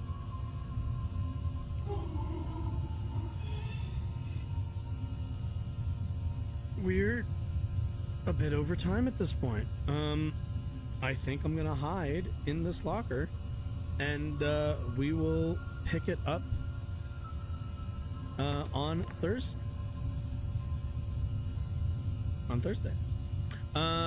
Thank you everyone for hanging out. Gas Guru, I appreciate you hanging out, fielding some arguments, having a calm, not inflammatory. Oh boy. Little chat about everything. Always appreciate the engagement. Always appreciate people coming through. You know, regardless of whether I agree with you or not, it's always nice to have people to actually like engage with. It's a little bit easier to do so when it's you know, when there's actual people as opposed to always responding to content creators. Point is, if you enjoyed any of what you saw, if you liked anything, if you learned anything, if you just liked hanging out, if you like watching horror Let's Plays, that is a third of what the show is probably going to be for a bit. You know, for right now, I kind of want to mix kind of the stuff that I like doing for like a, you know, outside of the politics stuff in with the politics stuff, you know, kind of a mix of my two interests in terms of like what I watch on YouTube and everything else. But anyway, all of that aside, you should totally follow. You should totally come back on Thursday. We'll be at it again with some new stories. I know we didn't really get to a lot of the topics, mainly because we ended up with a whole response and everything else, but you know, sometimes that happens. Maybe next time you'll be the one to come in and we'll have a discussion. Should I just go out and try to get killed? Should we just do that? Like, I feel like... Okay, let's see. Oh my god. Okay. Ah, I can't... Okay. Oh, hi. What is that thing? Also, why is it smiling like that? Is it getting closer? I can't tell. Is it getting closer? Fuck you, go away. I don't like that at all, by the way. Oh, it's red now. Well, orange, I guess. Anyway. Like I said, I don't know if I'm gonna die right now. There's a distinct possibility that I do. What is going on with this wall? Weird ass wall texture. The fuck? Huh? Oh, is it a mirror? Oh, I think it's a no. Not a mirror. That's not a mirror. No. Oh, it's a tape. The TV. Oh, okay. Can't do anything with that. Makes sense, makes sense. Anyway, yeah, hit the follow button. And if you ever wanna come on to have a live, fuck me, chit chat, I have an email address that you can email, and we can talk about a specific topic that you'd like to talk about. Like I said, I'm really just trying to like die really quick. Mainly because I'm a bit okay. Anxiety pills, good. Ooh, more anxiety pills. Fingers, no fucking idea what that is. Oh, is it literally fingers? Okay. Is there like a inventory I can click through, or is it only? Oh. Ooh, ooh, ooh. Oh, nice. Okay, cool. Like that. Oh, don't like that. I'm like morbidly curious what the face was about, but it looked like for any old people, it looked kind of like the smile dog face. Hi. Wow. Hi there. You look odd. Oh, I think this is where the smile dog face was. honest to God, the smile dog face to me is a lot worse than the whatever the fuck that thing was. Oh man, you really don't get your stamina back quickly, do you?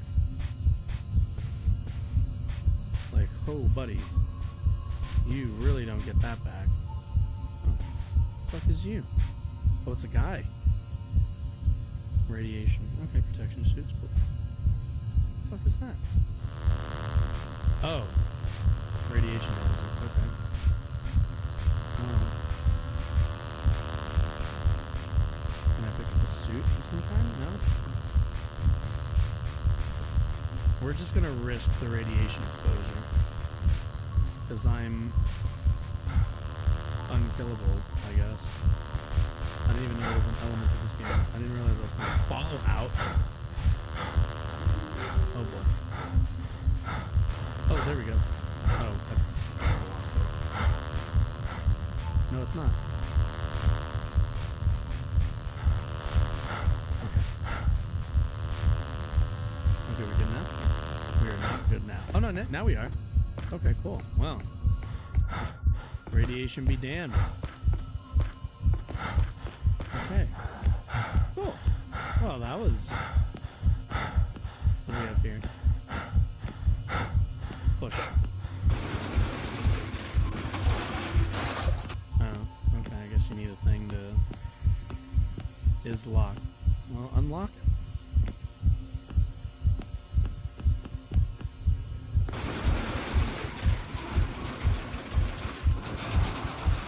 I'm assuming there's gonna be like a spring. Crouch? I don't know. Okay. I'm just gonna have to like look at.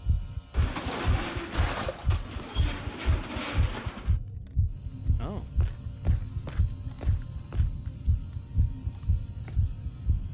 Fuck are you? Can I get a weapon? Not a fan of that.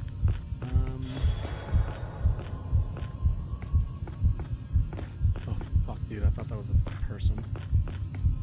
I thought it was an SCP. Backrooms isn't like part of the SCP universe, is it? Whoa! Oh, okay.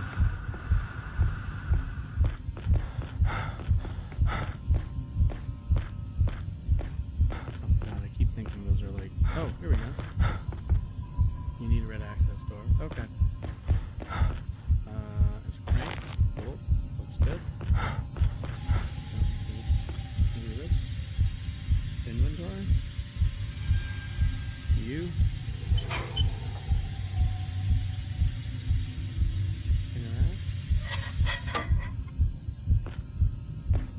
Lovely, lovely. Okay. Anyway, okay. Oh my god, what the fuck are you? Oh, jeez, you're a bit creepy looking. Okay. Find the luminous... Hello? Hi? I'm hearing a lot of steps. Oh, is that supposed to be me? Oh, why do I have a briefcase? I'm confused. Am I like... Is this like... Wait, is this how you respawn? Interesting. Oh, I think it is. Lives, 9 out of 10. I'm a cat, then. Okay. Alright, well, that's it for me. Alright. Now I'm actually done. I'll see you guys Thursday. Okay. Calm down. Everyone have a nice night. Bye-bye.